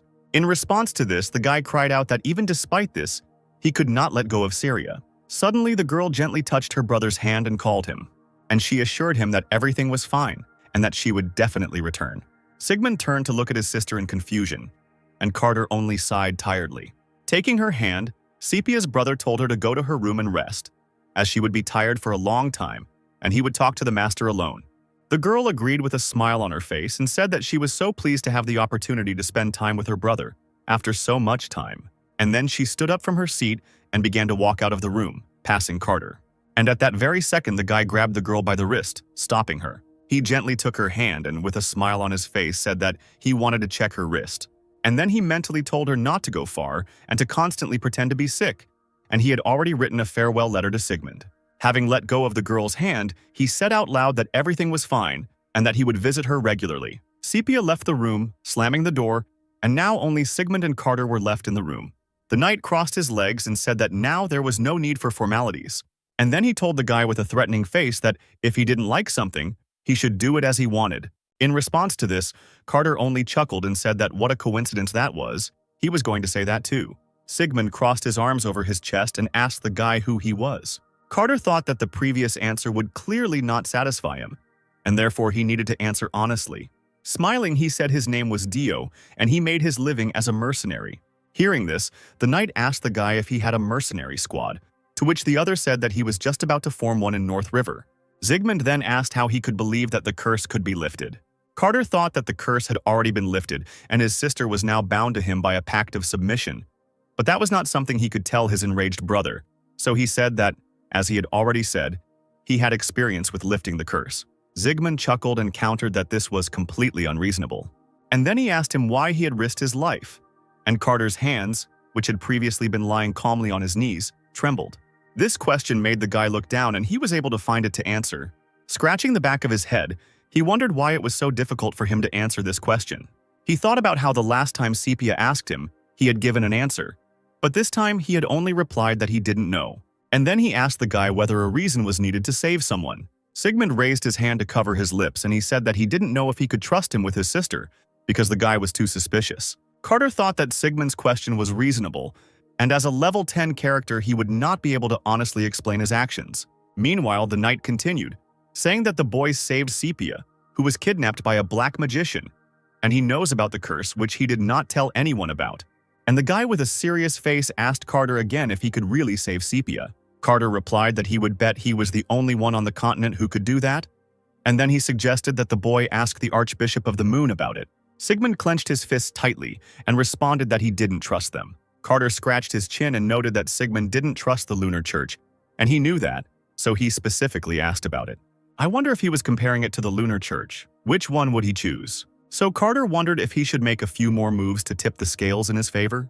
Carter threw up his hands and noted that people were disappearing in the North River, and he could help sort it out. And the boy thought that in order to gain the man's trust, he had to demonstrate his abilities. Looking away, Sigmund asked the boy how a stranger could help him. In response to this, the guy said only one word, alley. And just from this one word, the knight's eyes lit up with an unkind fire, and the tip of his sword immediately headed towards the face of the guy who was sitting calmly on the sofa. The blade of the sword barely grazed the skin, causing a small cut to appear on Carter's cheek, and he smiled and told the vice captain to calm down. Sigmund looked at the boy with a darkened face, and he noted that he seemed unhappy with the fact that he knew about everything.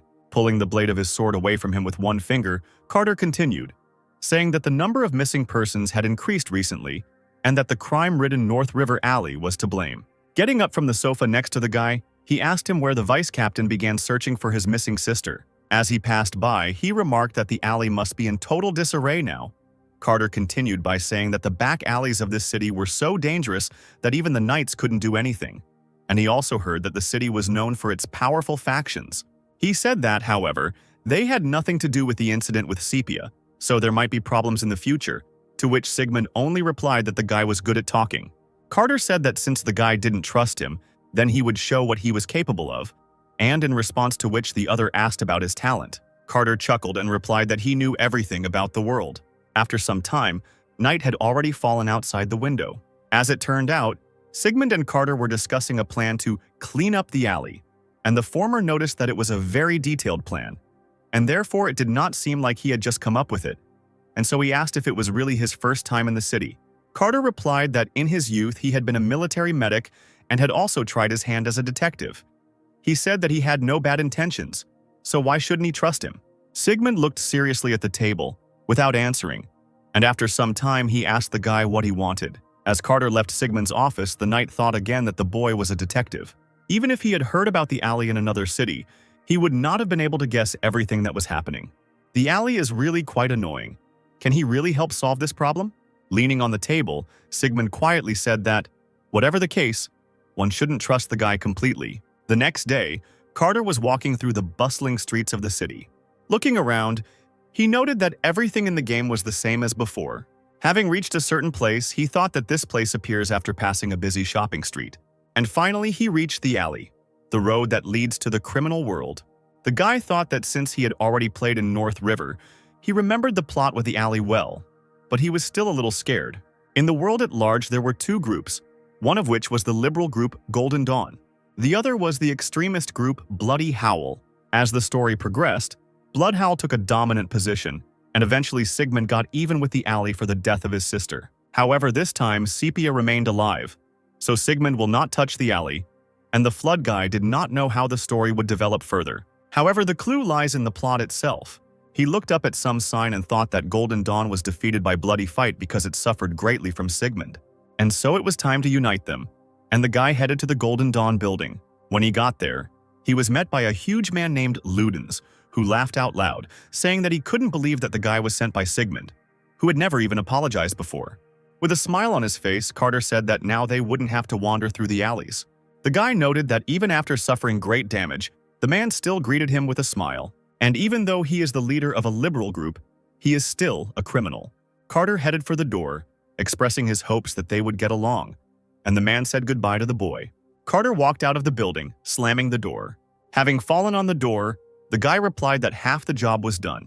All that remains is the NPC's inventory. After some time, someone was using a sword to kill rats with knives somewhere in the sewers. One of the Crimeans rushed forward with a loud squeak. In response to this, Carter moved back a little, and then he extended his sword to the huge Crimea. But another rat decided to attack him from behind. However, before she could strike, she was immediately cut into two pieces. As it turned out, it was Carter who swung his sword sharply, and the dead body fell to the floor. Looking at the stats window, Carter noted that despite having obtained the flame essence, his skill hadn't changed much. Meanwhile, another rat decided to attack the guy from the side. However, a glowing shield appeared around the guy, which was hit by the blow, and then the shield disappeared, and the guy swung his sword, striking. There was a red mark on the body of the rat that flew back to its fellows. Carter screamed, calling for an explosion. And immediately before him, there was a flash of an explosion. Suddenly, someone in blue clothes ran up to him from behind and asked him if he was okay. Turning around, Carter told Priest Krupus that he was fine, and he thought about how his fire resistance had been increased by the salamander kit.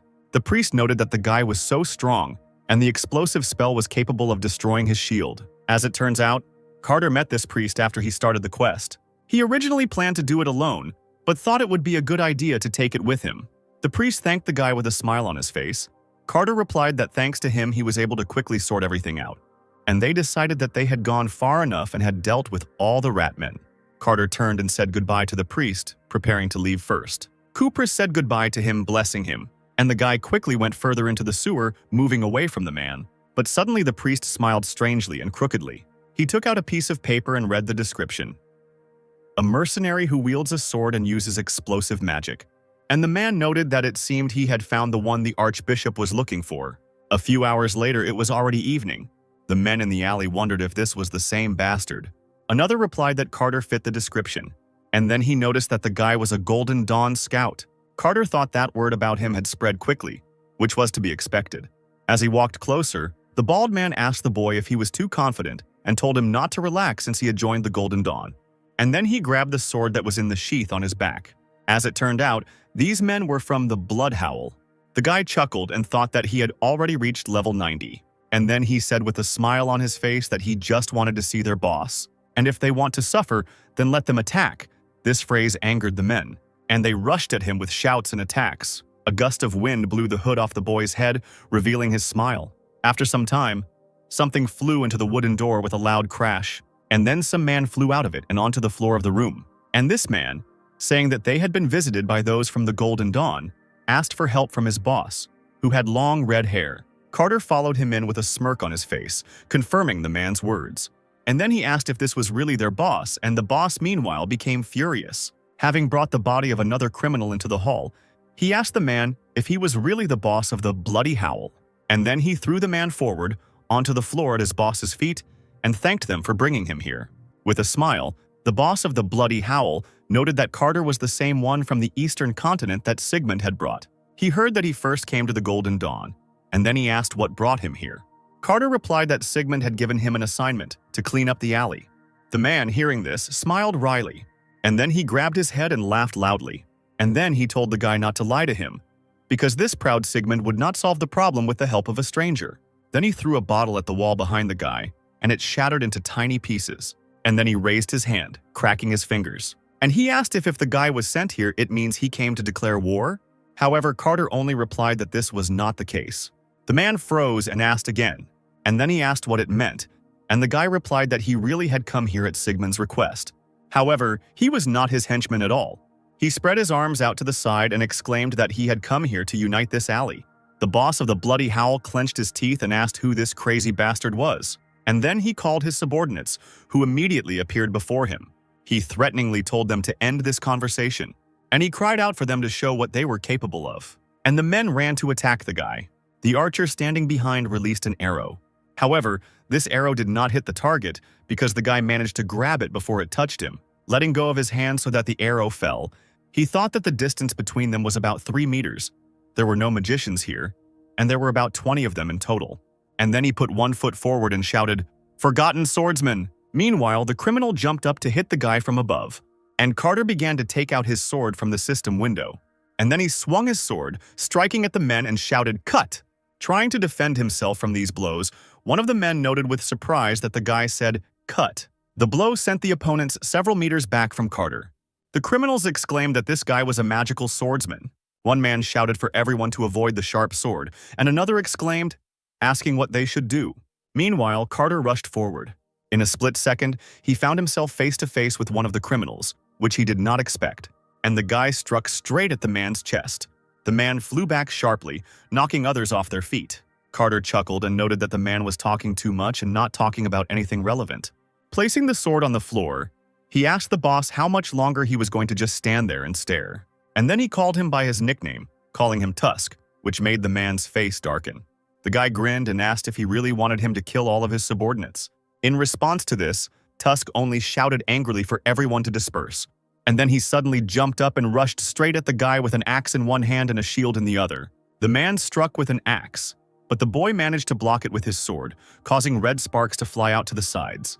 The blow caused the boy's body to move backwards, his feet skidding across the floor.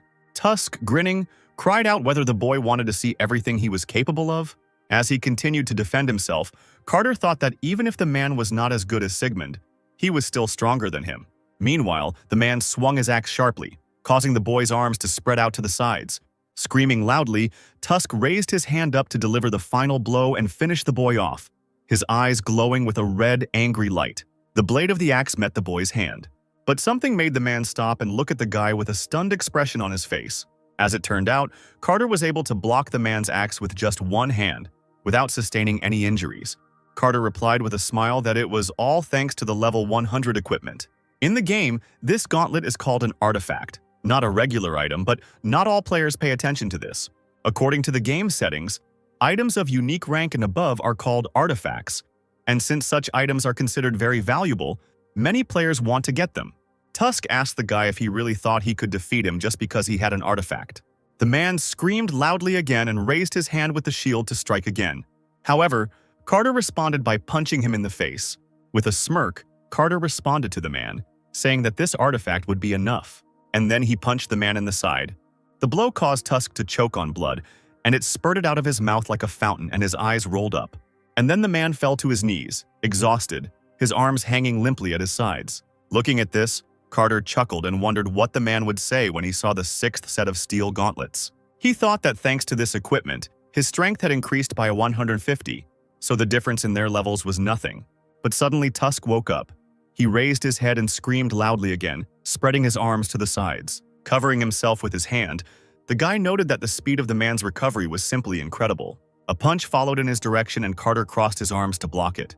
Looking at the even more enraged man to fight even more fiercely, he thought that no matter how unique the gauntlet was, the man could still be dangerous. Tusk struck out with his axe, cutting through the air, but Carter managed to dodge it by bending back. And suddenly he grabbed the man by the wrist. He squeezed his wrist hard and it glowed pink, causing the man to drop the axe. And then Carter, with a sharp movement, threw the man over his shoulder. With a loud sound, the tusk hit the stone floor. However, it didn't end there, and Carter sat on top, and yellow lines appeared in the air, and the man screamed. After a few seconds, Carter rose to his feet and said that the man needed to calm down first. And as it turned out, the guy managed to knock out Tusk, and now he was lying on the floor unconscious. His subordinates called out to him in confusion, and Carter just sat down on top of the man's huge body, holding a dagger in his hands. He told the men that if they valued their boss's life, they had better not get rowdy. And in response to this, the men quietly froze at a distance of several meters from the guy. Closing his eyes and frowning, the boy thought that it was over. And then he wondered if it was possible to assume that he had become stronger. Opening his eyes, he thought that he couldn't think like that yet. Suddenly he sighed and said quietly that it was strange. But he missed Raymond. He missed him after all. He was his first comrade, and therefore he hoped that everything was fine with Rim. Meanwhile, Raymond was sitting in some basement. His hands were chained to the armrests of a chair, his clothes were torn, and there was blood on his chest. The man was screaming in pain, begging for someone to stop. In the same room lay other mercenaries whom Carter had met at that time. Their bodies were covered in blood, and it was unclear whether they were dead or not. Tears streamed down Raymond's cheeks, and his voice grew quieter as he asked for it to stop. And behind him a figure appeared, descending the stairs. This new arrival turned out to be a woman with short red hair, who smoked a thin pipe. The ugly hunchbacked man asked her if she had arrived yet, and called her Mrs. Scarlet. Scarlet asked the man if he had found out anything yet. As drool flowed from the man's toothless mouth, he replied that of course he found out, he had taken good care of it. And he told her that after the wave of monsters in the village of Evra ended, he left. And according to the information provided by the coachman, on the way to North River, he suddenly asked to get off on the plane. Smoking her pipe, she looked sadly at the measured Raymond and said that the mercenaries did not surrender even after they were caught. She asked if all mercenaries were so loyal. She told them that if they remained silent, a sad end would await them. Suddenly, someone entered the room and called out to Mrs. Scarlet. And then the man handed her a letter with the words that a carrier pigeon had arrived from Arta. The letter stated that a suspicious mercenary was found in North River, and although the mercenary's level is not high, he is quite strong, and he is similar to the monster hunter Monty. Scarlet thought that if they found this mercenary, then perhaps they would be able to find out Monty's whereabouts. Or maybe this mercenary mentioned in the letter is that same Monty. Thinking about this, the woman smiled triumphantly, and she said that they were going to North River, and so everyone should get ready. And then she ordered to kill Raymond, who in response to this looked at her pitifully, while something dark flowed from his eyes. And then he went berserk and shouted that she had promised to leave him alive if he told her everything he knew. However, no one was going to spare this man, and when he realized this, tears began to flow from his eyes. Meanwhile, Tusk woke up and asked Carter why he didn't kill him, since he had every chance to get rid of him. With a smirk on his face, the guy replied that, as he had said earlier, he had just come to talk. He said that he had never planned to get rid of them from the very beginning. Sighing, the man tilted his head to the side and asked the boy what he wanted then. Carter responded by saying that, as he had said earlier, Sigmund wanted him to unite the two factions, and he asked about the fact that it would take a lot of time and effort. And then he asked the man if he was interested in what would happen if he united the alley. And then he himself answered, saying that the man could then become the boss. So Carter decided to put the matter on Tusk, which surprised the man, and he asked again. Carter said he made the same offer to the Golden Dawn, but they didn't like it at all, and they are the type to smile in your face and then stab you in the back. Pointing his finger at the man, the boy declared that, unlike them, he liked him. And then he asked how he would feel if he told Sigmund that he had united the alley, and that he, the leader of the Bloody Howl, would be the de facto leader. He will become the true master of the alley, just as he always wanted. The history of the Bloody Boy group began about 10 years ago. At that time, the alleys were arranged completely differently, and criminals could not communicate and have fun there. But one day someone appeared who could change all this, and this hero became the current leader of the Bloody Howl group. He subdued the alley not only with his cruelty, but also with his leadership qualities, thanks to which he suppressed the crowd. He was able to take control of even the entire North River, and so everyone promised to be loyal to him. But then, a guy came along and said that if Tusk did everything as he said, he would soon become the ruler of the alley. And the man happily agreed to this. Carter, meanwhile, was thinking that he couldn't even believe that this man would lead me into a trick on a guy he was seeing for the first time in his life. And meanwhile, one of Tusk's subordinates was staring at him. Carter folded his arms and said the main objective was to plant bombs throughout the city. He said that the guys from the Golden Dawn would run out, thinking that they had been ambushed, and the bomb would not be very powerful, and therefore there would not be much damage. Tusk asked whether they would need reinforcements. Smiling even wider, Carter replied that these guys would not touch them, and would most likely even help them, because in the eyes of the people everything would look like this. The leader of the Bloody Howl will prevent the Golden Dawn from causing an explosion, thereby saving many citizens. And not only will he gain popularity, but he will also become the most important one in the alley. Tusk's subordinate thought that all this was some kind of nonsense. Was this Sigmund really trying to unite the alley, turning a blind eye to such dangers? Realizing that it was most likely a trap, The man told his boss to think about it carefully because this was all very strange. He shouted, asking if he could really trust this guy so easily. In response to this, Tusk only told the man through clenched teeth to shut up, and then he exclaimed that this guy could have killed him and everyone else, but he didn't, although he had a great opportunity. And then he ordered his men to be ready to lay out these bombs. The subordinate, gritting his teeth, agreed, but he himself thought that this was all some kind of devilry, and he couldn't trust this guy, but for the sake of the boss he had to. After some time, it was already night, and someone knocked on Sepia's door and she went out to see who it was. As it turned out, it was Carter, who looked at the girl with a smile, removing his hood. He said that they had not seen each other for a long time and he came to check on her health. Looking away, the girl said that everything was fine with her, but she felt in her heart when the guy went far away. It was a strange feeling, and she asked him if it was dangerous. Rubbing his shoulder with his hand, he returned the look and said that if he didn't go too far, everything would be fine for a long time. And he thought about how he moved around with that limitation in mind, but it looked like he would have to take Sepia with him to avoid worrying. He looked sadly at the girl and said that sooner or later they would have to leave North River. He told her to be ready to pack all her things and say goodbye to everyone. Feeling sad, Sepia meekly agreed. Worried, Carter thought that it was understandable that she was upset because she would have to say goodbye to her family again. But he didn't even know how to comfort her. He then placed his hand on her head and told her not to worry, and they would definitely find a way to break this agreement. He told her with a smile that before they left, he would let her look at the beautiful sky over the North River. After some time, Carter headed into the forest. He chuckled, thinking that he was not one of those people who tried to please everyone, and he asked Sigmund, who was standing opposite him, about how they should start the conversation. And then he thanked the guy for waiting until he finished talking to his sister, and then he said that he was all ears. An irritated Sigmund told the boy to stop being sarcastic, otherwise, if he got too clever, he would cut his head off. And he told the guy that he had been following him all week. And the knight said that it was a wonderful job, and then he asked him if the main task was to unite the alley, then why did he suddenly need to go underground? He asked him if he really needed the money. Carter thought that he knew Sigmund would be watching him. The knight continued saying that he felt that attacking the leader of the Bloody Howl was an extremely dangerous decision, because the people in this group are very cruel and can kill a person without any hesitation. He asked him if he hadn't thought about what would happen to his sister if he died, and Carter was surprised to note that the knight was only worried about his sister. The guy responded to this so that the other one would not worry, because he had everything under control, and he only needed to follow his instructions.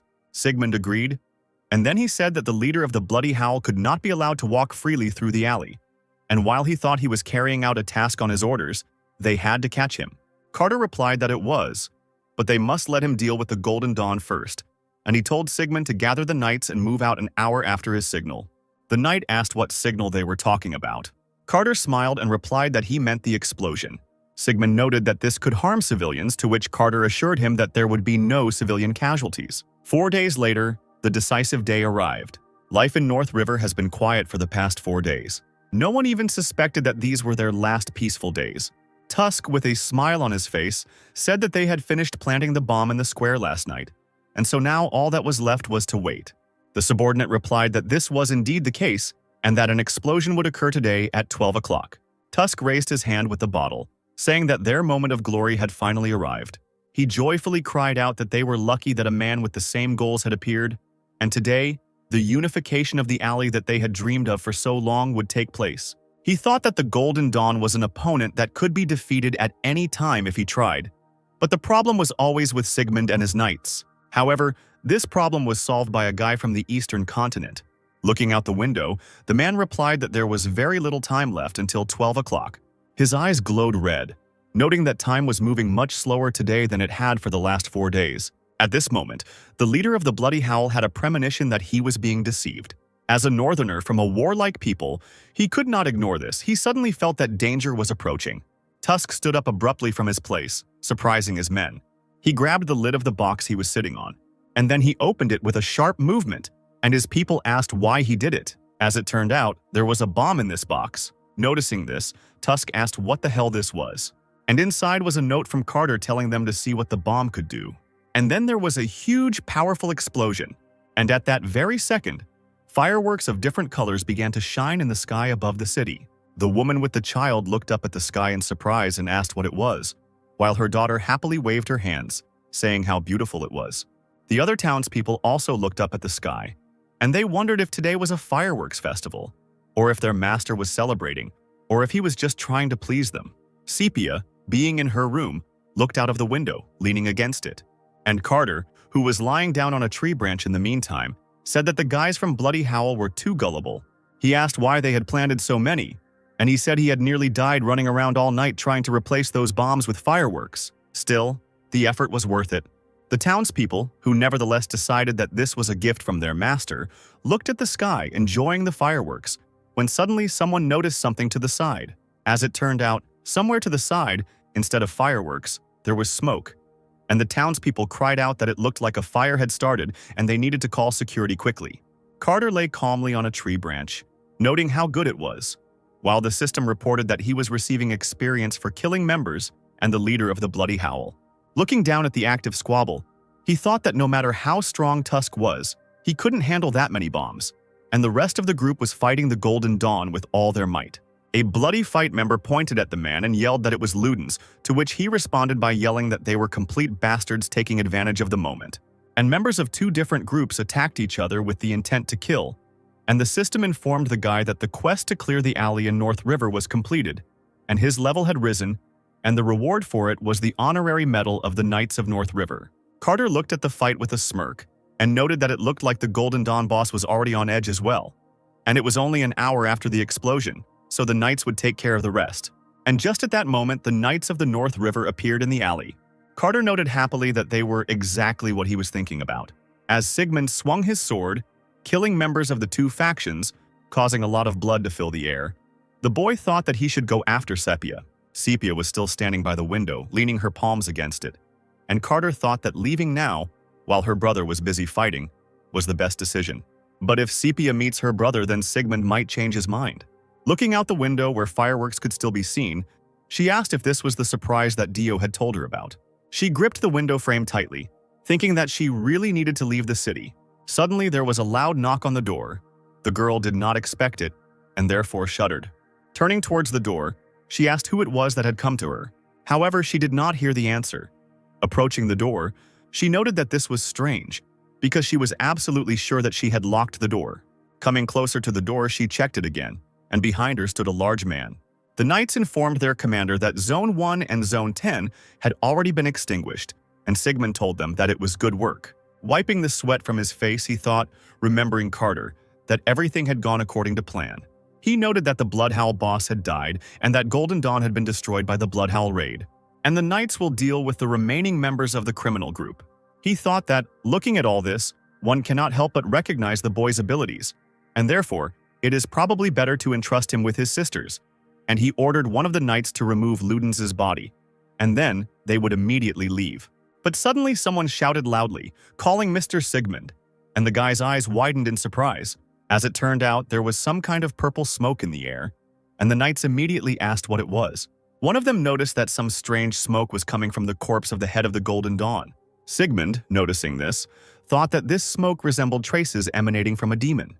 He noticed something quickly jump off the roof and fly somewhere. Noting in which direction something flew, he thought in panic that Sepia was in that direction, and then he gave the order for everyone to retreat back.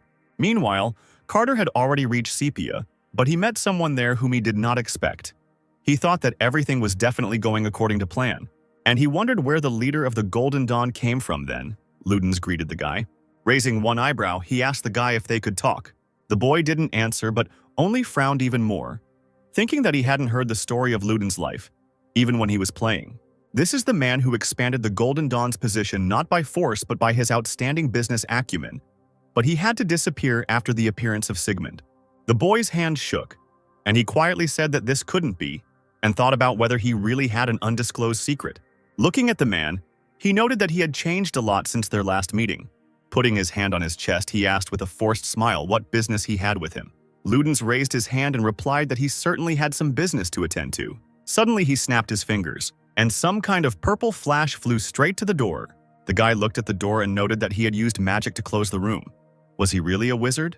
Carter thought that he wasn't sure he could beat him because he didn't know what he was capable of, and besides, he had Sepia as a hostage. However, the next second the guy suddenly waved his hand, throwing something forward. As it turned out, it was a small dagger that flew straight into the man's head, piercing his forehead. But Carter didn't stop there. He jumped up, swinging his sword. With a sharp movement, the guy hit the man in the chest, causing blood to spurt upward. Luden's body fell to the floor and Carter pressed down on the sword, driving it deeper. Biting her lip, Carter thought he could kill the man with one blow. He reached out his hand to Sepia, who lay unconscious on the floor. And then he pressed her tightly to himself, thrusting his sword forward. Ludens, meanwhile, rose to his feet, and he noted that he liked the guy's attitude. And although he was young, he was experienced in combat, like a real swordsman. As he spoke, the wounds on his body healed as if they had never been there, and he asked the boy if he had noticed yet. Carter chuckled and asked him if he should have noticed that he was a vampire. The man replied that he thought the boy already knew, and Carter thought that vampires were the only ones who could regenerate. Ludens said that the boy's abilities did not live up to his expectations, and he asked what was the matter, the weapon, or was it all his power? Looking at his sword, Carter thought that he really didn't have enough strength, and he compensated for it with equipment. But his sword, although good, was still level 60. He asked the man if he wanted to have a stake driven through his heart, to which he replied that he wanted to talk. To which Carter exclaimed that men were just a huge pain in the ass, and he asked him what he wanted. The man winced and replied that it was all for fun, and he began to take his hand out from behind his back. The guy noticed this gesture. However, he could not have imagined that the man would be able to approach him so quickly. As the fist flew towards his face, Carter froze, stunned. But the next second, he held his sword out in front of him, blocking the blow. The blow sent the guy flying back. With sparkling eyes, Ludens looked at his hand, which no longer looked human. And they continued the fight. The man grabbed the blade of the sword and told the boy that he was holding up well. However, the guy could no longer hold out for so long. Ludens waved his hand, throwing the boy into the wall.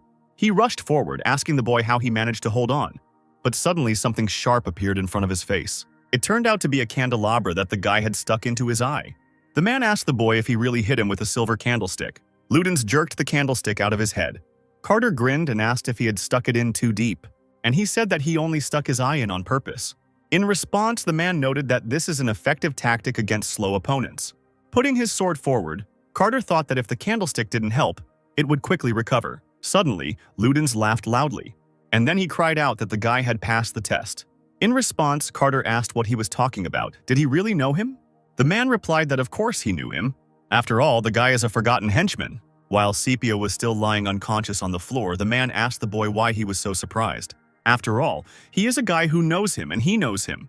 Carter thought that the man had a hidden class and it wasn't that hard to determine who he was, so he asked Ludens who he was. The man replied that he was a 1,000-year-old vampire who had lived a long life and became the head of the clan. This surprised the guy and he thought, is the man's level so high to be the head of the clan? This means that his level is not less than 350. Carter noted that if the man had fought in full mud, he would have been dead long ago, and he asked if that meant his clan was hiding in the North River.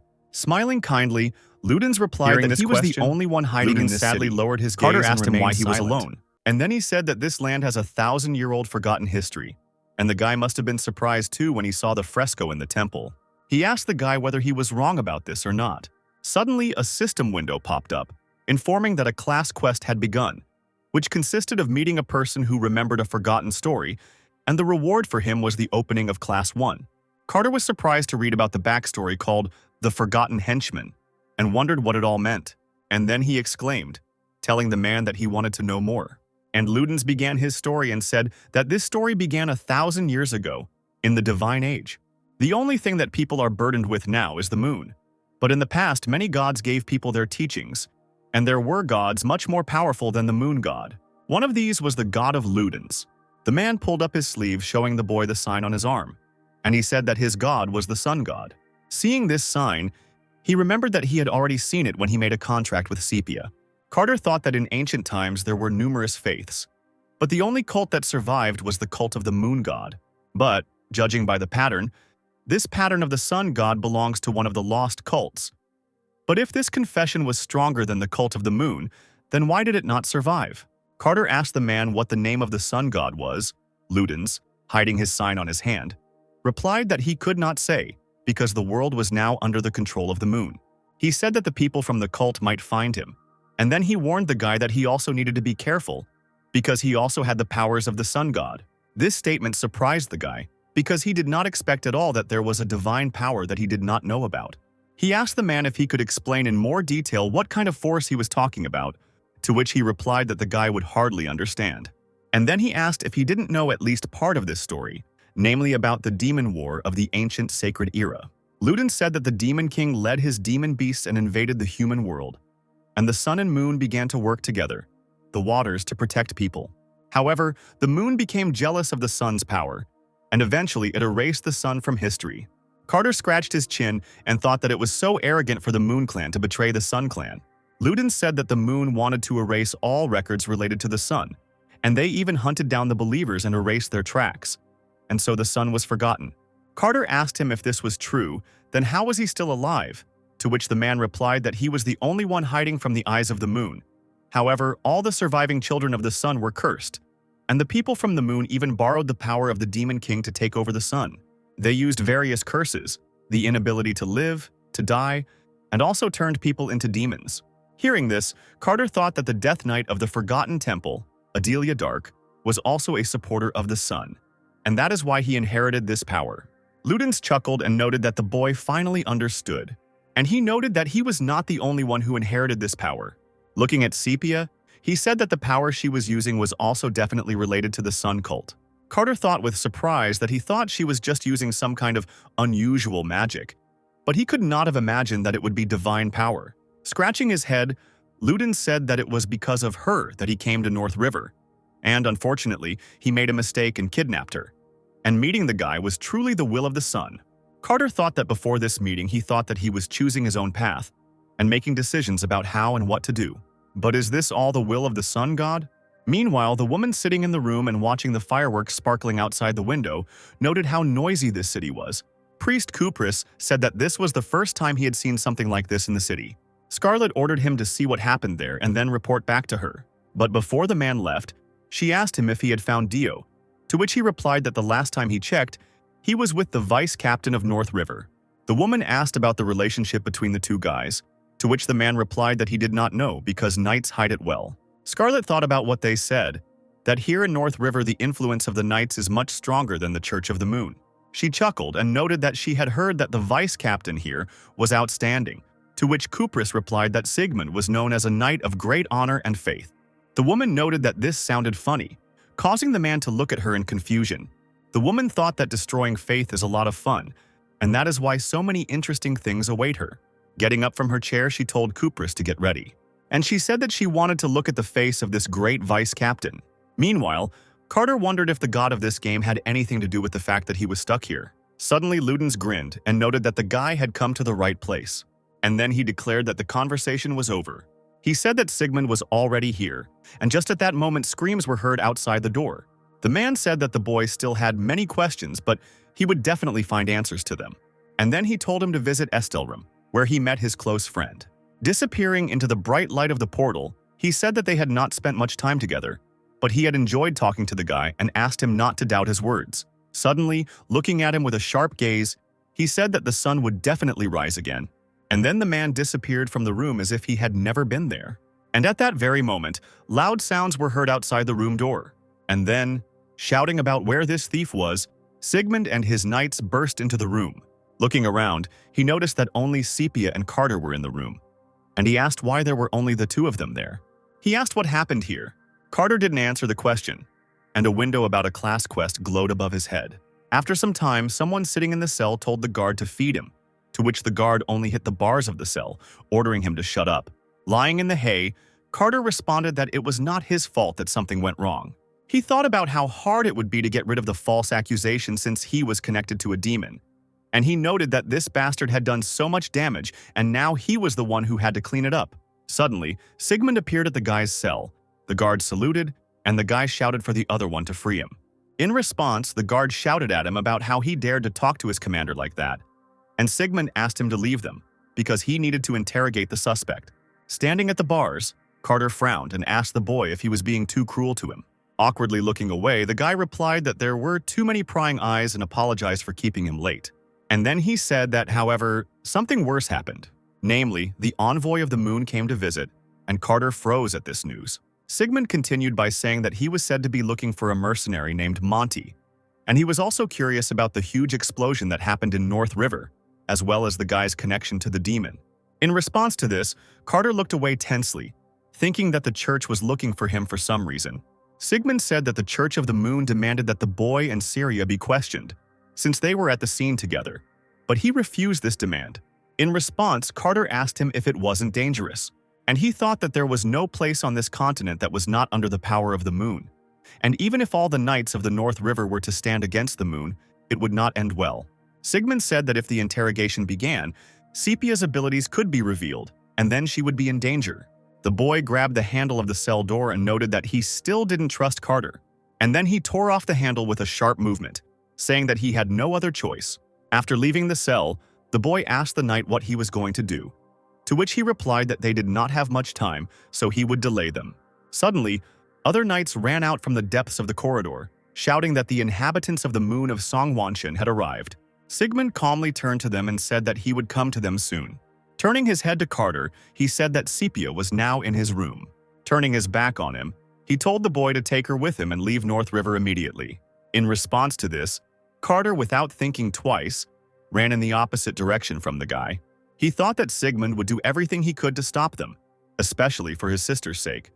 But would he be able to stand against the people of the moon? Even before the boy heard Luden's words, he thought that the Church of the Moon was the player's ally. But now they are turning into his enemies. The guy chuckled and thought that it was scary to even think about such a thing. Meanwhile, a member of the Church of the Moon cried out that in the name of the moon, they would search the entire North River.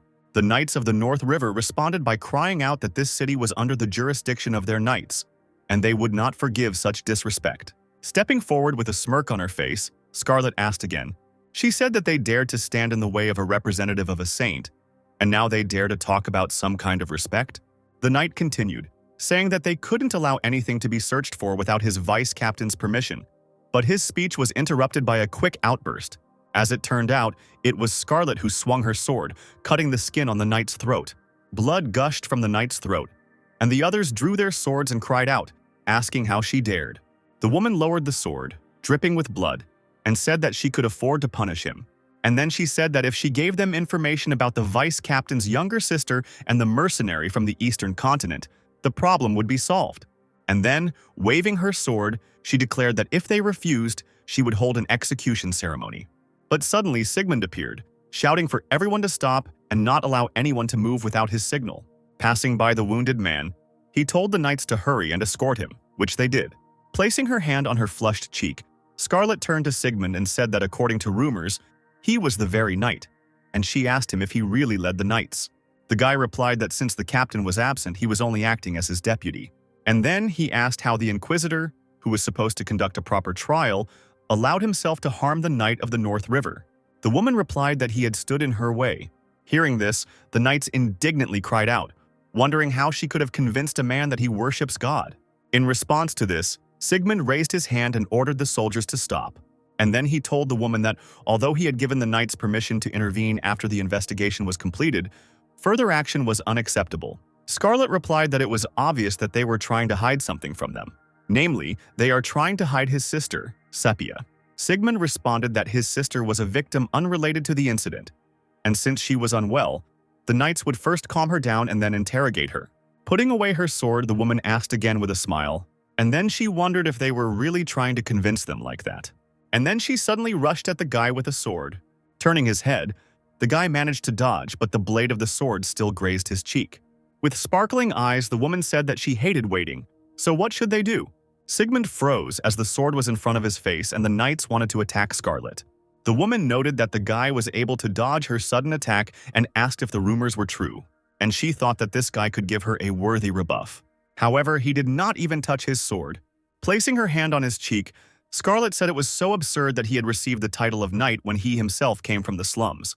To which Sigmund replied with a grin that she was right. It was much worse than Scarlet's red rose goddess straightforwardness. She waved her hand and noticed that the guy was also a gentleman, and then she rushed towards him again. The boy met her blow with the armor on his arm.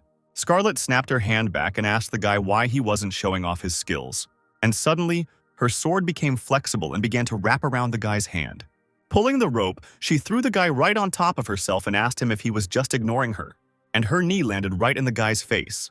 From this blow, Sigmund, holding his face with his free hand, fell to the ground. She placed her foot on his shoulder and pulled on the whip, telling him to stop squirming if he didn't intend to resist. Looking at the woman, Sigmund said that he was only being careful, and he thought that he didn't believe that they had decided to conduct such a radical investigation because of what had happened yesterday. Demonic footprints appeared in the city yesterday at noon, but Scarlet had already been there before that. And the guy said that the woman said that the Order's goal was to interrogate two people, namely his sister and the Mercenary. And then he asked if the Mercenary Monty was not the main target. Scarlet responded that she believed that this Monty was involved and that the investigation into the demonic outbreaks was being pushed to the back burner, and it feels like they're trying to protect this mercenary. Sigmund replied that it was just a misunderstanding. He said he didn't know any Monte, and the suspect he had arrested was not the mercenary either. Scarlet asked him again, and thought that it didn't sound like a lie. But then why is he willing to risk his life to defend his words, out of knightly pride, out of devotion to his family? The woman thought that in any case it was worth paying special attention to this. Suddenly the Knights of the Order of the Moon called Scarlet. Turning around, she asked what was the matter, and suddenly they told her that they said the suspect had disappeared. Meanwhile, Carter was still in the dungeon, and he replied irritably that it was that damn Sigmund who had done nothing for him. He thought that this prison was a complex system that was almost impossible for newcomers to escape from. But he had been here before in the game, and to get out of here you need to move the bed in the third prison cell on the left, and behind it there will be an exit. After some time, Carter's head hit the ground, and, as it turns out, this exit leads to the backyard of the mansion. Hiding behind a tree, the boy heard the cries of the Knights of the Order of the Moon, and he noted that the paladins were already fighting. He remembered that Sigmund had said that his sister was in his room on the 4th floor. He thought about taking on this case, but Sigmund is the only one who knows that he has escaped, and neither the Templars nor the paladins of the Order should meet. But he couldn't do such an inhumane thing and leave Sepia here, and the boy wondered if the difficulty level of this game was too high. Carter decided to roll around in his inventory, hoping to find something useful there. In his inventory, he found many different spells, and among them all was a transformation potion that transformed the selected target for 10 minutes. After some time, the maid who was taking the laundry noticed a guy walking past. She called him, calling him Ted, and said that they hadn't seen each other for a long time, and then asked him whether Zeke had sent him here or not. The boy replied that he had come here on behalf of Sigmund. It turns out that Ted was Carter, who ran into him in the backyard and knocked him down, and he felt sorry for him. The maid showed him the way to the room where Sepia was, and Carter thought with relief that it was a good thing he had chosen the transformation potion and not the invisibility potion. He knocked on the door of the room, and Sepia asked from behind the door who it was, to which the guy answered that it was Ted, her servant, and he had a message from Sigmund. The girl cautiously peered out from behind the door, and suddenly the guy grabbed her hand and said that there was no time in them. When Carter entered the room, the spell from the potion fell off him, and Sepia asked him how he got there. Suddenly, shouts were heard from behind the door that the members of the Order of the Moon were going to take Sepia by force, which frightened the girl. She asked the guy what was going on, to which, coming closer, Carter replied that he would explain to her later, and then he extended his hand to her and asked her if she would trust him. The girl put her hand in his almost without thinking. In response to this, Carter smiled happily, and then, with a sharp movement of his hand, he poured some kind of yellow potion over the girl. It turned out to be a petrification potion that turned the target into a stone statue for 10 minutes. And then the guy called up his inventory, and something hit it with a bright flash. And now in the inventory there was a stone series. Noticing this, the guy chuckled and thought about the fact that the game does not allow you to put creatures in your inventory. However, petrified creatures are classified as statues and go into inventory without any problem. And one day he petrified a monster and brought it to town to free it. The guy discovered this secret while experimenting with the character's characteristics. With a quick leap, Carter jumped out of the window and flew down, and then he landed on the ground. At that very moment, screams were heard that the suspect had disappeared. Turning around, he quietly told Sigmund to take care of himself, while he thought about the paladins already tearing and throwing things around. And he quietly said to himself that it was time to go. And he immediately remembered Luden's words about the need to visit Estelrum, where the man's close friend lived. Sepia and Sigmund were left orphans and grew up in the slums where they struggled to survive. People were constantly testing them. These were people of different statuses, scum, knights, and aristocrats who wanted to have fun. The back streets of the North River were so unsafe that they became known across the continent. And so Sepia adopted an unspoken law for itself. People don't do things for nothing. There was a time when she was almost tricked into human trafficking by an old nice man pretending to be a gentleman. An equally decent-looking nobleman almost deceived her in order to use her to distribute drugs. And so Sepia learned to be suspicious of people she trusted only her brother. However, one day she met one man, but beliefs that no one else would believe continue to haunt her. There is only one thing that sounds in her head: good is never done for nothing. Suddenly, opening her eyes, she saw Carter in front of her and thought about whether she could be wrong. The guy asked the girl how she was feeling and said that she needed to be careful since the petrification had just been removed. As Sepia stood up, she thought that because she was weak and quarreling with her brother, she was only causing Dio trouble. She can no longer always accept his help. She can't remain weak. Carter asked her what was wrong with her, if it was side effects from the petrification. But in response, the girl only exclaimed that she wanted to become stronger. She asked the boy if she could become stronger if she followed him. In response to this, the guy smiled, and then he replied that, of course she could, but she would be faced with all sorts of difficulties, and he asked her if she could cope with this. The girl assured him that she would certainly cope and would not even cry or give up. In response to this, Carter only smiled and thought that if she became stronger, then it would become easier for him too. And, although Sigmund asked to protect his sister, but when she showed such determination, the guy could not do anything with himself. And then the guy decided to explain to the girl the situation her brother had gotten into, and the girl asked again that her brother had been accused of being a heretic, and so the persecution of him by the Church of the Moon began. The guy met Ludens and thus learned what kind of power she had, but he could not leave her. The girl thanked the guy for this, to which he replied that there was nothing to thank for. Sepia noted sadly that she, in the end, had not even been able to say goodbye to her brother. In response to this, Carter assured her that there was nothing to worry about, because they would meet again. But he himself thought that he could not guarantee this. Then Carter started rummaging through his bag looking for a weapon for the girl. And after some time he took out a crystal bow, which had a unique rank and had no level limit.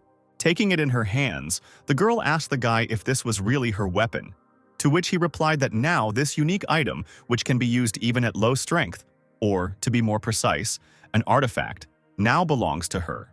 Carter, looking at the girl, thought that he, in fact, had already planned to pump up Sepia's training from the moment he arrived in North River, and for developing strength and dexterity there was no better weapon than a bow.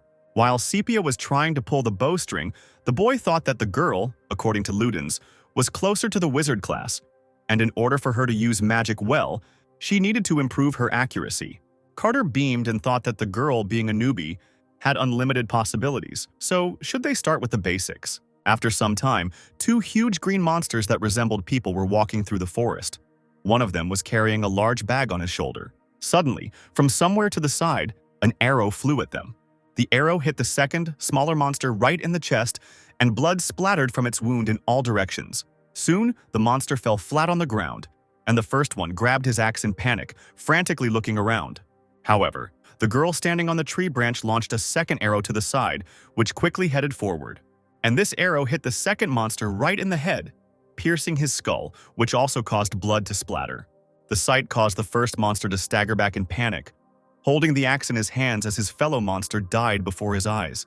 And the girl jumped from the tree branch and flew straight onto the back of the unsuspecting monster. With a quick and deft movement, she landed right on his neck, causing him to cry out. In response to this landing, the monster turned around sharply and swung his huge axe. But the girl managed to jump up and therefore was able to dodge. Suddenly, she jerked her hand back with the arrow in it, and the arrow in her hand caught fire, and the fire illuminated the girl's menacing face. And then she plunged that fiery arrow straight into the monster's eye, causing it to let out a truly terrifying scream. After such a blow, the monster lowered his head, while blood flowed from his eye, and the girl deftly jumped over his head, leaning on his neck. And then she pressed her bow to the monster's neck, causing it to throw its head back. Leaning her feet on the monster's back, the girls began to press their hands to themselves, trying to strangle the monster, causing his body to tremble. These actions caused the monster to open its mouth wide, revealing its two lower fangs, and drool began to flow from its mouth like a river. After some time, the monster's hand dropped limply, and then, with a loud sound, the body of the huge monster fell to the ground. Sepia smiled and said that she told me she could handle this task. Carter scratched his head awkwardly and said that she had indeed done a good job, but he wondered where she had gone wrong and how she had managed it in the first place. The speed of Syria's learning was simply incredible. Did she really know how to defend herself from the very beginning? The boy thought that he was a fool for thinking that she was a person who couldn't even stand the sight of blood. However, it was still surprising that she could master the skill so quickly and become stronger, and therefore the guy wanted to teach her a lot. Carter thought with resignation that in just 15 days the girl had become much stronger than she had been before. Sepia happily told the guy that she would go and check if there were any more monsters left, and the guy didn't stop her. He thought that he would never have thought that she would be able to improve these skills so quickly using only physical abilities. But what surprised him most was the fact that Sepia had yet to demonstrate her power of the sun. And if she could skillfully use this power, she could become as powerful as the monster. However, Sepia still doesn't know how to control her power, and one day she is attacked by a huge wolf. The girl froze in panic at this sight. The boy rushed to her aid, reaching out his hand to the monster to stop her. However, suddenly this monster became engulfed in flames. As it turns out, it was Sepia, who can only use her left power when they are in danger. Meanwhile, Carter called up the series stats window. Looking at him, he replied that when they met, her level was 15, so it turned out that it had doubled, but her class still remained unknown. Carter scratched his chin and wondered how he could unlock the girl's class, and if he needed to complete a quest to do so. As he walked forward, the boy caught his foot on an axe that had been dropped by the monster. Moving lower, the guy looked at the huge bag and wondered if it was what those monsters were carrying. Looking at the tools, the guy noted that monsters that lived alone did not engage in agriculture, which meant that these were monsters that lived in groups. From this, the guy concluded that somewhere near them there was a cave of these very monsters. Sepia, who had already returned, looked at the guy and asked him if everything was okay. He muttered something quietly in response, and the girl asked again, to which he said that he wanted to first look at the cave of these monsters before going to Estelrum. Picking up the monster tool from the ground, he said with a smile that he had to meet the witch. In the game world, witches were considered monsters and NPCs. There are witches who are considered heretics, and there are those who do evil deeds. But there are also witches who give quests or help players. The shadow witch that Carter is going to meet is very close by. She lives in a monster cave, and her level is about 150, and various items drop from her. However, the shadow witch is a student of the balance witch, the most powerful witch in the world, and therefore, compared to the guy, she has much more knowledge. Carter wondered if they could learn anything from her about Sepia's condition and her unknown power. As they walked along the path, Sepia asked the boy if she understood correctly that he wanted to find the witch to ask her about the power of the sun, to which the boy agreed. Then the girl asked him if they could really trust this witch. After thinking for a moment, Carter replied that he wasn't entirely sure, but the witch really did know a lot. And besides, witches can't stand fire, and so if they quarrel, they can quickly sort it out with her. And he told her not to worry, because he has means that, if anything, can calm the girl down. After some time, Carter and Sepia reached the Hafner Valley. Meanwhile, somewhere in the cave there was someone. Everything around this cave was filled with various bottles with multicolored liquids and various scrolls in an incomprehensible language. On a small red sofa, surrounded by huge stacks of books, with her pointed hat pulled down over her eyes, lay a girl. Suddenly, a black raven flew into this cave, spreading its feathers in all directions. He landed on the girl's hat and tapped it with his beak several times. The girl waved her hand in a black glove, scaring away the raven, and she said that she was already waking up. Lifting her hat higher from her eyes, she asked the raven who had settled on her shoulder what had happened. The raven's eyes flashed red, and he began to chirp rapidly. Having understood what the raven had told her, the girl asked again whether intruders had really arrived. Suddenly, she snapped her fingers and exclaimed joyfully that it coincided so perfectly with the harvest season, and she asked where her potatoes were. A few minutes later, those same huge green monsters arrived in her room and said that the lady had called them. The girl told them that they say they have awns here, and therefore they must take away everything they have, and the monsters obediently accepted the order. Relaxedly leaning back on the sofa, the girl said that she hoped her guests had a lot of money. But then her stomach screamed loudly, and she put her hand on it, noting that she had not eaten anything for several days. But then she suddenly threw her arms out to the sides and exclaimed that if she had a lot of money, she would smoke herself a chicken and eat eggs every day. Meanwhile, several black ravens were already flying in the sky above the cave. Carter and Sepia hid behind the rocks at the entrance to the cave, and the girl asked if it was really here, because she didn't see any monsters but witches. Looking at the flock of crows, the boy said that they should wait, and the witch must have already noticed their arrival. Then several huge monsters came out of the cave, and the guy noted that if they wanted to meet the witch, they should first deal with the monsters. Pulling back the bowstring, Sepia stood up with a smile and said that she could easily deal with such monsters. But before the girl could rush into battle, Carter grabbed her by the clothes and told her not to hurry so much. The girl asked him if they weren't going to fight these monsters, to which the guy told her that they first needed to look at the map. Not understanding what Carter was talking about, Sepia asked again. In response, the guy nodded. thinking that in this game there is no difference between high and low-level players in the ability to read cards. And if you can read cards, then your winning percentage increases significantly. Looking at the map, the guy noted that the appropriate level for this valley is 90, and now that he's with Sepia, he has to use different tactics than when he was fighting alone. Pointing to one of the towers, he told the girl to take care of the troops on the tower. He told her that the number of monsters she could face now was no more than that, and so if she felt like she was being surrounded, she should run.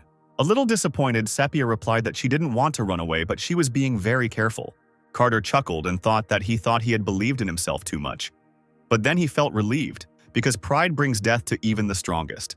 He told the girl to take charge of security, and he would take special care of everything else. Having put the arrow in her hand, the girl pulled the string of her bow hard, and then she said that she was ready. After some time, the head of the monster that was on the tower appeared from behind the walls of the tower. Noticing this, Carter shouted at the girl that she should attack, and Sepia, pulling her hand back, aimed straight at that very monster, and she released the arrow. And this arrow hit the monster right in the forehead, so that he was on the tower. Then Carter and Sepia ran forward, emerging from their hiding place. The girl jumped up, raising her hands with the bow above her head. Then she swung her arms sharply, hitting the monster on the head. However, another monster with a club in his hands was about to attack her from behind. But this monster was already eliminated by Carter, who quickly swung his sword. And then he looked with a smile at the girl whose face was serious. And then 2 arrows pierced the other monster, hitting him right in the chest, and he flew back. The monster's body fell down with a dull thud on the ground, and Sepia placed her foot on it. And, as it turned out, all the monsters had already been defeated and were lying on the ground. Sepia brushed the streaks off her forehead and took a deep breath, sweat running down her face. Carter, saying that the girl had done well, handed her a bottle of water. The girl gratefully accepted the bottle from the guy, who looked at her with a smile. Looking at her, Carter thought that she had no injuries, and therefore she had really improved her skills. The guy summoned the stats window again, and his window and Sepia's window appeared in the air. He sighed, and noted that the girl had already reached level 49, and if she had been level 50 and he knew her class, he could have given her a more effective weapon. And although the crystal bow is a powerful weapon, it still cannot kill a monster with one blow. Suddenly, the girl asked Carter what they would do with the witch, and the guy immediately came to his senses. The girl asked if they should talk to her after everything they had done here. Thoughtfully, Carter replied that the witch would be very angry. Then Sepia noted that then they would not be able to talk to her. But in response, the guy said, smiling, that he had one good trick. While walking through the cave, Sepia said that she felt like there wouldn't be any fight, so there was no need to worry. But as she doused herself with water, she said that they had better not relax just in case. Agreeing with the girl, the guy thought that she had been raised to be a tough nut to crack. The system reported that they had arrived at the monster cave in the Hafner Valley. Sepia noted that it was so quiet in here, and she asked if it was because all the monsters were outside. Carter replied that there should still be a monster shaman left in the cave, but he was not going to kill him. He thought that the witch had put a lot of energy into this shaman, and therefore, if they killed him too, then the conversation with her would be very serious. Moving on, the girl asked what they should do next, to which the guy replied that they should go around the shaman and go straight to the laboratory. Carter looked around, searching for something, and then in one of the walls he found a short passage to the witch's laboratory. Seeing this approach, he thought about how there was controversy when this wire was first discovered in the game. People argued about whether this was a bug or a design error, but in the end it was concluded that it was carefully designed. Suddenly, Sepia asked the guy if he had really been here before, since he knew everything so well, which made him shudder, but he replied that he had already been there. And then he climbed into this passage. On the other side of this passage there was a metal grate, and in front of it lay books. Carter rolled down, broke through the grate and entered the laboratory. After some time, Sepia also reached the laboratory, where they saw a girl sitting on a chair. Carter turned to her, asking if she could hear him.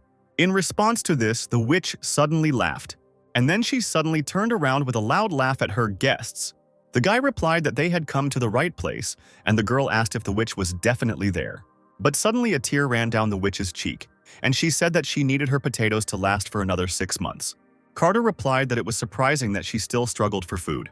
Getting up from her chair, the witch, walking closer, asked them if they knew how much one such monster cost, and then she said that they would repay her for everything. She cried out that they would repay her with their death, and a bright light engulfed her body. Sepia responded by raising her hand and drawing the bowstring, but then Carter jumped out in front of her, blocking her with his hand. And then, with a smile on his face, he held out some kind of bag. Noticing this, the witch shuddered, and the light that surrounded her disappeared. The boy said with a smile that he was a doctor who came here from the Eastern Sea, and his name was Dio. He put the bag on the table and coins started pouring out of it, and the boy said that he had heard a rumor that a witch lived in this valley who needed new knowledge, and so he came here to ask for help. Sepia thought with resignation. Was this really a bribe? The indignant witch pointed her finger at him and asked again if the one who killed her monsters was really asking for help. Carter, still smiling, clutched his head and replied that he was sorry that everything had happened this way. He spread his arms and exclaimed that at least they had something she would definitely like. The witch noted that this bag was filled to the brim with gold. The guy then said that it was rude of him because it wasn't enough, and threw another bag of gold on the table. The stunned witch wondered how much money was there. She immediately thought about how many chickens she could buy, but suddenly she came to her senses and thought that she didn't need a chicken. The path of a witch is always difficult, and even if she is hungry, it is not worth losing her dignity. And then she told the guy that if he was trying to bribe her, it wouldn't work. Carter replied that she had misunderstood, because it was money for killed monsters. And then he handed her the real gift, which turned out to be some kind of ball. The witch exclaimed in surprise, noting that it was the essence of flame. Carter thought that this flame essence was very difficult to obtain, and therefore coveted by both players and NPCs. But of course, the guy's inventory is simply overflowing with these balls. And he told the witch that in the East, this ball is used as a decoration. However, as he heard, "Here it is a valuable material," the shocked girl asked again. The guy said that he could give her as many of these things as she wanted, and then asked her what she thought now. The witch was still stunned by such a gesture, and therefore did not immediately find an answer. A few seconds later, she suddenly raised her head and hesitantly said that they should sit down first. Sitting down, she said that her name was Evelyn Lapis, and she was an apprentice of yours, the Witch of Balance. Then Carter, who called himself Dio, and Sepia also introduced themselves. After examining the girl, Evelyn said that she must be the child she had heard about, to which the girl asked if she knew her. In response to this, the witch asked her whether she was born with the power of the sun. A shocked Carter wondered how she knew this, or if it was from Ludens, or maybe she herself is a member of the Sun sect. The guy asked her how she knew about this, to which she replied that she learned about it from her teacher. And she said that her teacher was one of the 7 stars of Walpurgis Night, and the same could be said about Ludens. The guy asked what this Walpurgis Night was. Evelyn scratched her chin and noted that she should probably explain. And then she moved her gaze to something. Following her gaze, the boy realized that she was looking at the essence of the flame. And then he threw this ball to her, in response to which the witch asked whether there really wouldn't be any problems later. And then she cleared her throat, beginning her story. Walpurgis Night is a secret meeting of 7 stars, united for one purpose. The 7 most influential believers are called the 7 stars. Evelyn told that her teacher, along with Ludens, belonged to this place.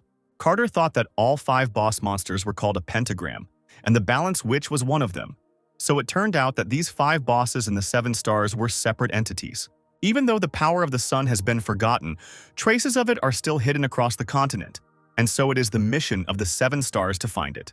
The witch said that, in other words, this Walpurgis Night is a meeting created before the exchange of information. And then Carter asked about what they were going to do with the traces. The girl replied that she knew nothing about it. However, according to her teacher, the revival of the sun will restore order to the world. Hearing this, the guy thought that the world's upside-down turn, when the Church of the Moon rules it, is a real cataclysm, turning the game's worldview upside down. The system of this game leads him along the path of the sun, and 7 stars come to his aid. Until recently, the outcome of the fight with the Church of the Moon was unclear. But what if the Balance Witch, a member of the pentagram, is on the same side? What if all 7 stars are entities of the pentagram? Then perhaps he will be able to deal with the Church of the Moon.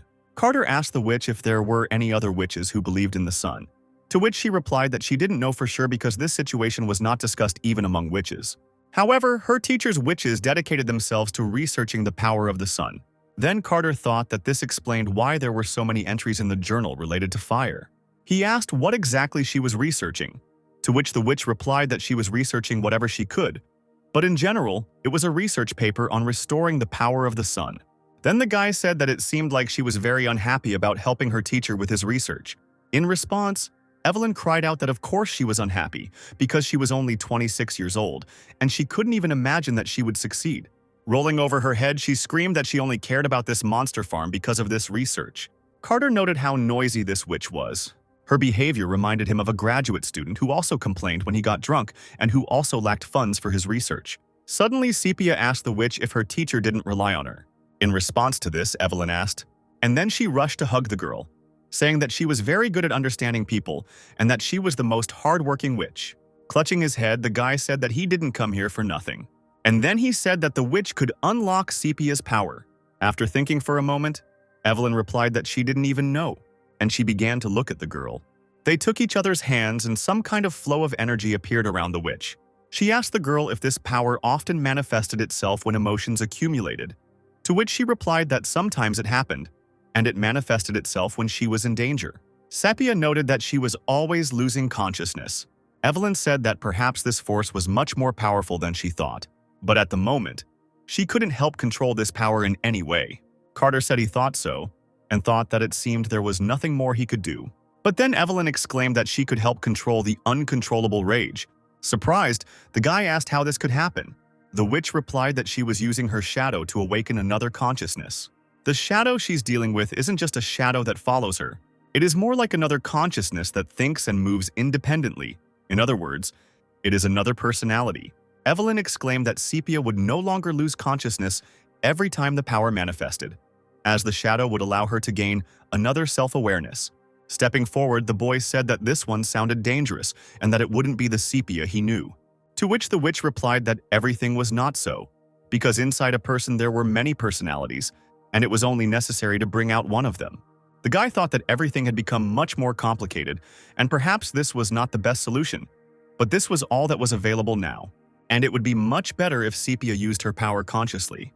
Evelyn said that even if the girl could use her powers consciously, she still needed training since she didn't know how to use magic. She said that it would be nice to learn the art of magic from their witches, but it was impossible if she didn't have the talent to control magic. Magic exists in every creature, but if there is no talent, then nothing will come of it, even if you suffer until death. Sepia looked away uncertainly and thought, and then she exclaimed, asking if she could teach her. Carter noted that everything changed that day, and the girl developed a strong desire to learn. Evelyn agreed to try. The girl sat with her back to Evelyn, and she began to shine light from her hands onto her back. The witch asked her if she felt anything. Turning around, Sepia replied that she felt nothing.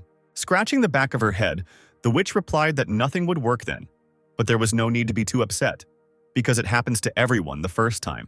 The girl asked whether it meant that if she felt mana, she would be able to use magic, to which Evelyn replied that the feeling of mana is the beginning of magic. Carter stood to the side, watching, and the witch continued, saying that even if she could sense mana, it didn't mean she could use magic right away. The guy asked if everything would get better with the help of a woman. Evelyn replied that there was such a way of inducing, but it would take several months, to which the guy said that they could not spend months here. As they walked towards the exit, Carter looked at Sepia and said that it was time for them to go. But suddenly something lit up the guy's face. As it turned out, it was Sepia, who pressed her palms to herself, from which light burst forth. And then a ball of fire flared up in her palms, and the fire spread throughout the room. Evelyn looked up in surprise. Carter was also surprised, and he exclaimed, asking what was going on. Evelyn didn't answer his question, but only asked how she did it. She came to her senses and, clutching her head, noticed that her entire laboratory was on fire. Sepia asked how she could stop this now, and the witch continued to mournfully bemoan her materials. Then she took out her staff and summoned a water cage, causing her staff to glow blue. And then streams of water appeared around the girl. And this water completely flooded the girl's body, extinguishing the fire. The fire that was around the girl went out, but there was already fire on the sofa and books. Evelyn asked the girl how she could use magic without feeling it. Carter asked that it wasn't magic. In response, the witch exclaimed that it was definitely magic, and she asked the girl if that was what she felt the mana from the flame, to which she replied that she only felt warmth. Hearing this, the woman rushed towards the girl, grabbing her by the shoulders. She asked if this was by any chance the level of magic that would have burned everything if they hadn't stopped it in time. And then she exclaimed, "Is this really the same ego power that she had only heard about?" Carter said he didn't know what it was, and then asked if that meant it couldn't be learned, to which the witch replied that it was very easy to learn. And then she turned to Sepia again and exclaimed, telling her that this meant that she, even if she did not feel mana and only knew theory, would be able to use absolutely any magic. Hearing this, Carter thought that, judging by what he had just heard, Sepia's abilities were quite game-like. Even if players do not sense magic and do not react to it, they can easily use it once they learn. And thus, in order to use strong magic, the player's level must be raised. The guy asked how long it would take to learn all the magic. Evelyn responded by saying that everything is individual, so she can't say for sure. Personally, it took her about half a year to learn just the basic theory from her teacher. Carter asked again, somewhat disappointed and dumbfounded, to which the irritated girl noted that it was very fast. Carter said he couldn't spend that much time on it because he still had a lot of work to do. But he couldn't leave Sepia either. Evelyn asked what the problem was. Shouldn't the girl just follow him? The guy, somewhat taken aback by this question, asked again. The witch asked about the research into Sepia's power that they were doing here. And not understanding, Carter asked what she meant. Putting one arm around the girl's shoulder, Evelyn replied that there was a person right here who had the power of the sun, and so of course she should go with them. Carter thought that this whole thing was a bit unconvincing, and then he thought about the fact that Evelyn was, after all, a balance witch's apprentice, so her presence would clearly not hurt. And then he looked at the witch, which made her shudder. Pressing herself even closer to the girl, she quickly began to talk about how if she followed them, she would definitely not become a hindrance. She would only keep an eye on Sepia and take some notes. Closing his eyes, the guy asked what Sepia herself thought about this. The girl looked at the witch a little awkwardly, not knowing what to say. And then she bowed low and said, turning to Evelyn, that she, as her teacher, should take care of her. Evelyn, hearing this, blushed a little and asked again. And the girl exclaimed that she would still teach her a lot. Then the witch joyfully exclaimed that everything was correct, and she would still teach the girl a lot. But Carter, not feeling such enthusiasm, looked at them and thought that the witch really wanted to be called a teacher. Meanwhile, several people gathered around a round table, in the middle of which a fire was burning. One of them asked Ludens if he had gone mad, and then he asked why the issue was not raised at their last meeting. Suddenly, someone to the right of the speaker asked with a smile whether Ludens had always been like this. In response to this, the first one slammed his fist on the table and exclaimed, saying that this was not the kind of question that could simply be ignored, saying that it had always been like this. Taking a breath to calm himself, he asked where the guy who said he had power was. Ludens replied that he had told him to go to a room, and then he grinned maliciously. Then the first speaker again banged his fist on the table and asked him if he had really gone mad, since only 1,000 years had passed and he was already going to kill him. Then the man next to him, calling him Crassus, urged him to calm down. Crassus asked indignantly, and then he pointed to the empty chair and asked where Palkito was, and he noted that the full moon was approaching. Crassus rose from his chair and suddenly cried out, and his whole body was illuminated by the bright light of lightning, and then it appeared in his hand. Pointing him forward, he said that if the man was telling the truth, then that guy must be the key to gaining the power of the sun, and the man was talking about how he led them to the cemetery of death. The man to the right of the man, with the same smile on his face, told him to stop if he was really in the mood to fight. And then he told him to think carefully, because battles between the 7 stars are forbidden, to which Crassus did not find what to answer, but only stood silently with a bow in his hands. After a few seconds, Crassus lowered his hands with the bow and told Ludens that the meaning of his son was different from his, and he said that he himself would go to a room. And then the guy turned around abruptly, and the man just sat calmly in his place, his arms folded across his chest. After some time, Carter, Sepia, and Evelyn had already reached Etunia, and they were on the ground covered with snow. The witch raised her hand, catching the falling snowflakes in her palm, and asked if it was really snow. In response, Carter asked her if she had never seen snow before, to which she put her hands behind her head and replied that she had never been outside the West before. She said that witches rarely wander here, because if they are not careful, they can burn alive. She noted that the only witch who could travel across the continent was her teacher, and Carter thought that if they encountered the Inquisition, they would not be shown mercy. Exhaling warm steam onto her mittened hands, Sepia asked the boy if he was cold, to which he replied that he could stand it. After some time, they reached the cave, and it was still snowing outside.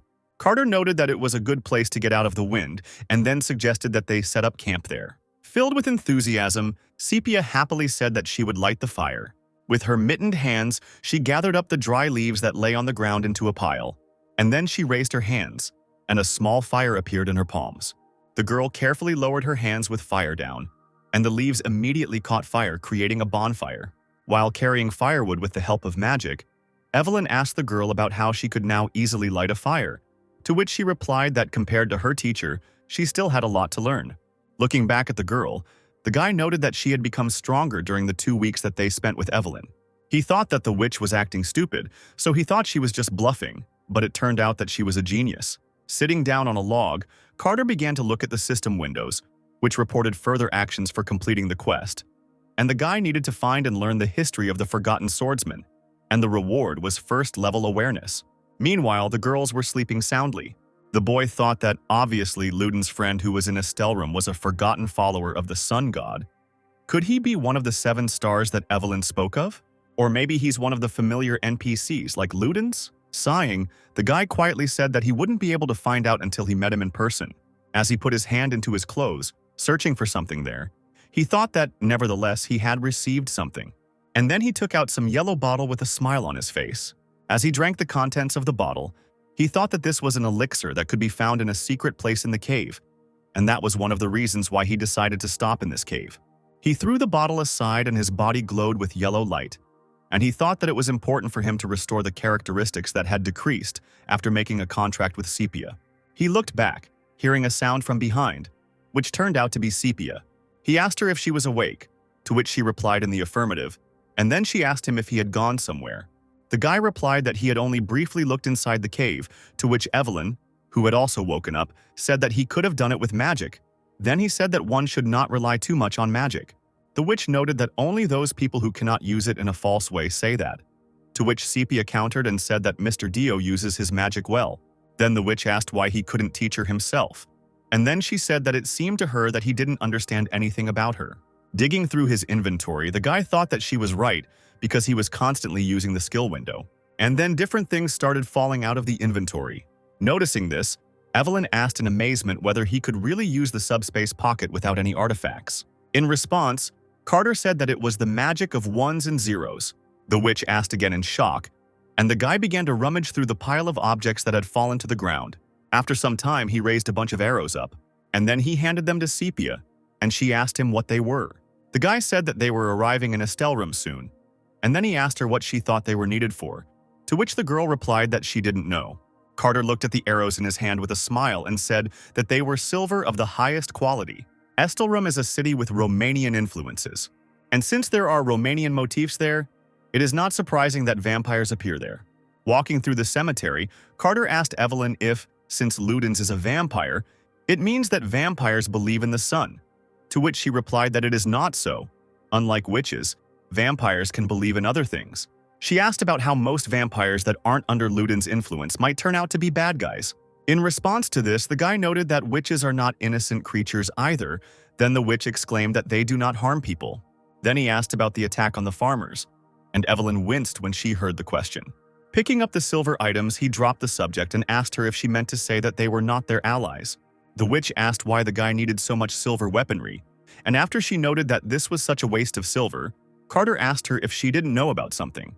And then he said that a vampire can be killed with one blow. The girl stepped back, and then the guy noted that it seemed that this also applied to witches. After some time, the trio had already reached Estelrum itself. Carter wondered if it was strange that there was a cemetery right at the entrance to the city, and he asked Evelyn if she could disguise them with magic, because the Church of the Moon was looking for them. Taking her staff in her hands, the witch replied that it was as easy as pie. Both Sepia and Carter's appearance changed, and they became blondes with blue eyes. The guy told the girl that they were going to be recognized anyway, so they better put on their hoods. And then he said that first they needed to find housing and plan their next steps, to which his companion agreed. And Evelyn immediately wondered what the food in this region tasted like. After some time, they had already reached some room. There was a hot, filling lunch on their table. Evelyn happily chewed the food that was on the table. And then she noted with admiration that there was so much meat in the soup, which Sepia also agreed with. The girl asked the guy what they would do next. Also chewing, Carter replied that they needed to come up with new names so the church wouldn't track them down. He noted that Evelyn should also change her name, and she also couldn't help but say that she was a witch. And then he put something on the table. And then he offered them to become mercenaries to gather some information. Evelyn remarked with delight that this was interesting, and Sepia asked if he meant to say that they would be taking requests, to which the guy replied that everything was so, and that they would be able to integrate into the city's society, and he himself thought that their main goal was to reach level 150. Meanwhile, some people entered the room. One of them asked the other if he had heard the news yet. And, as it turns out, they say that the Inquisitor has already turned the entire North River upside down. Another asked if there was a strong knight there, to which he simply replied, "Isn't he talking about Sigmund?" And then he said that he heard that the Inquisitor took him away, which caused Sepia's expression to freeze. Carter looked at her sympathetically as the men continued to discuss the matter. Getting up from his seat, he told the girl that it was time for them to go, and then they all left the room together. Carter thought that Sigmund had failed to stop the church, but maybe he could do it. Evelyn asked if they were putting themselves in danger because of Ludens. The boy gritted his teeth and asked what he meant when he said they were on the same side. The witch worriedly said that there must be a reason for the actions of the 7 stars, to which the guy asked what the reason was, whether it was worth increasing the difficulty since the game was so simple. And then he walked away, and the witch only remarked that believe often says absurd things. After some time they came somewhere again. The man behind the counter greeted them, saying that this was the gathering place for Estelrum's mercenaries. Carter said they came here to register as mercenaries. The man took them to some ball and told them to touch it, and this ball would determine their level, and then he asked their names. Carter replied that his name was Leo. The girls touched the ball and it turned out that Sepia was D rank and Evelyn was C rank. The man said that they had registered and then told them to look at the wall where the requests were pinned. The company approached the wall and began to select a request. Carter looked at the wall of requests, lost in thought, and then he suggested taking all requests except hunting. Evelyn exclaimed that there were dozens of them here, and Sepia began to examine the sheet of paper that the guy handed her. Carter replied that it was, and then he told them to gather everything up while he went off somewhere. Sepia noted with resignation that he was doing it again, and then she said that it still looked like he had a plan. Stepping aside, the guy asked himself why he needed to collect everything one by one. After all, he already had all of this in his own warehouse. Meanwhile, the girls had collected all the requests, and someone asked them where they were taking them. As it turned out, it was the same man who met them at the entrance, and he said that no matter how strong they were, they would not be able to complete them all at once. He asked if they wanted to leave something for others. Evelyn was about to agree, but then Sepia exclaimed that they could not give these requests.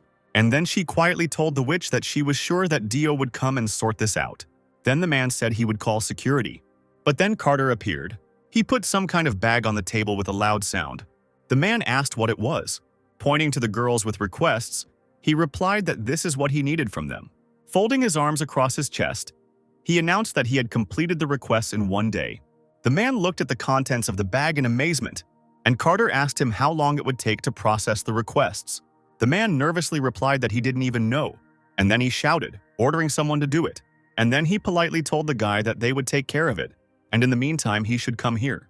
Evelyn noted that it seemed like everything ended well. Meanwhile, someone was looking at them with unkind eyes. After some time, there were already whole bags of gold coins lying on the table. Evelyn looked at this money with delight, and she noted that for this amount you could buy 2 sacks of potatoes. Carter told her she could take as much money as she wanted. The witch asked again in shock. The guy thought that he didn't need money. All he needed was experience, and it was so great that he could level up without doing anything. Meanwhile, the other mercenaries were discussing the company that was sitting at the table. Carter turned to look at them and thought that they seemed to be attracting too much attention to themselves. However, there is no need to worry about their identities being revealed, since none of them are able to see them through Evelyn's magic.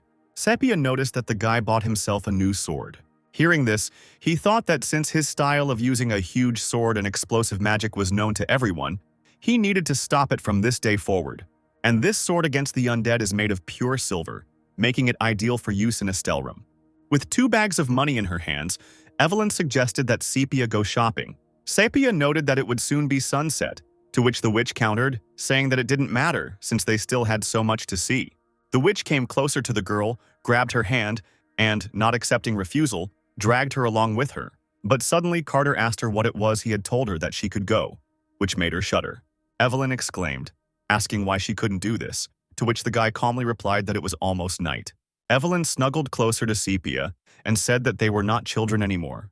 The guy closed his eyes and replied that if she didn't listen to him, he would take all the money. And then he decided to go up to the room where they were staying. Having entered the room, the guy immediately collapsed on the bed, noting that he no longer had any strength. He thought about the shop he had recently seen where they sold frog kebabs. Should he take the girls there tomorrow? He chuckled and thought that his companions were like high school girls on a school trip. His eyes began to close as he thought about how today he had forced his body to rise several levels, and so tomorrow he would force Mao's body to rest. Meanwhile, someone was standing under the window of the motel where Carter and the girls were staying. and someone asked if this was the right motel. A man replied with a grin that he was absolutely sure that this was where they were staying. And, as it turned out, there were not a couple of men standing under the boys' windows, but a whole crowd. One man said that he didn't even remember the names of these newcomers, to which the other said that it didn't matter. What mattered was that they were going to rob them today. And then he said that the second room on the 4th floor was occupied by girls, and a guy was staying in room number Y. The man held up 2 fingers and said that they needed to split up and break into the rooms at the same time through the front doors and windows. He said that they should kill everything and leave no one alive. Another man asked if he was not ashamed to kill girls, to which the first replied that although it was vile, they had to do it. The man said that if the girls squealed, they would become a pain in the ass, so they needed to do something about it.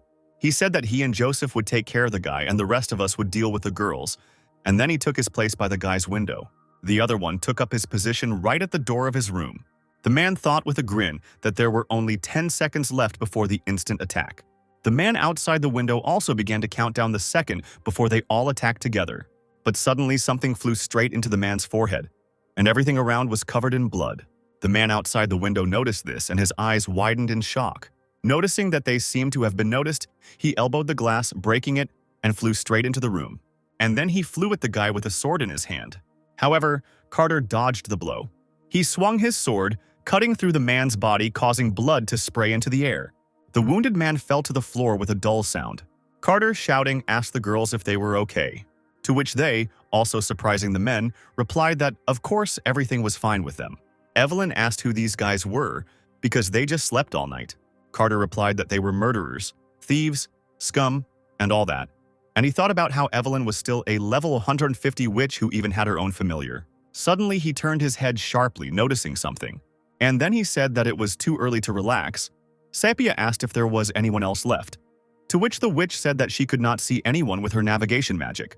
The guy noticed someone coming and thought that he probably noticed the smell of blood. Only vampires and werewolves are sensitive to the smell of blood, so which one is it? And someone's footsteps were heard outside the door. The boy's face took on a surprised expression when he saw who entered the room. As it turned out, it was the same man who met them at the Mercenary's office. The boy wondered if he was a vampire hiding in human form.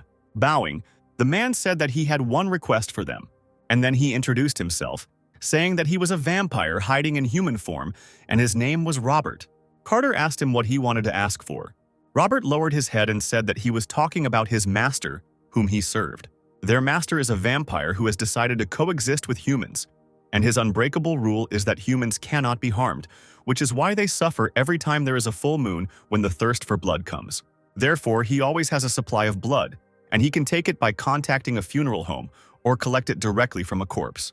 That's why he came here, because of the smell of a corpse and blood, but in the end he encountered something special. Sepia, thinking, asked again. Robert said it was all about the guy's blood and he pointed his finger at him. The man exclaimed that he felt there was something special in his blood, and therefore he wanted to ask for a favor. He said that if the guy had called them to take at least some of his blood, it would have helped his owner. But suddenly his body was bound by some glowing threads. As it turned out, it was Evelyn who told the man not to lie, because she had never heard of vampires living side by side with humans. Falling to the floor, still shackled, the man cried out for help as he could not leave empty-handed. Evelyn screamed at him to shut up when Carter suddenly asked the girls to step outside for a minute. He lowered himself to be closer to the man and told him what he had told him about his master. Robert replied that he couldn't talk about him like that, but he could arrange a meeting if he gave some blood. Hearing this, the witch pulled the strings harder and asked him if he had gone mad, and Sepia tried to calm her down and said that they should listen to him. The witch asked if they really believed this vampire, to which Carter thought that she was a witch. He thought that since Robert belonged to another vampire, then his master was a lord, and therefore there was a possibility that this lord was the very same friend from Estelrum, and therefore one can enter it under the guise that they simply want to give blood. The guy asked the man where his owner was and whether it was a dangerous place. Robert replied that he was in a camp in the middle of the Calic forest, and he could not guarantee safety, but he could lead them there. Hearing this, Carter agreed. Robert happily said that he could take them there right now. The guy said he would contact them when they were ready. When the men left the room, Sepia asked if it would be okay if they went with him. Carter replied that he couldn't say it was safe because there were werewolves and vampires living in that forest. However, the camp in the center that Robert is talking about is different. The monsters have quietly made it a place of peace where any friction is unacceptable. The girl asked why he didn't want to go right now. The boy replied that he could not go to the Lord in such a state. And after some time, he gave Evelyn a new dress, which was a level 150 wizard's robe, and the girl asked if this was really for her. Carter replied that it was much better than the cape she had worn before, and the witch exclaimed that it was time to throw out the old one. And then he started getting something for Sepia too. And Carter took out the Void Amulet, which cancels the effect of the fierce death attack. Sepia thanked the guy, and he told her that it was some kind of talisman, and therefore she should always keep it with her. The guy thought about how he had taken all the essentials for himself and shared the rest, and then he said that it was time for them to move on. After some time, they reached the Calic Forest, which is a hunting ground inhabited mainly by vampires and werewolves.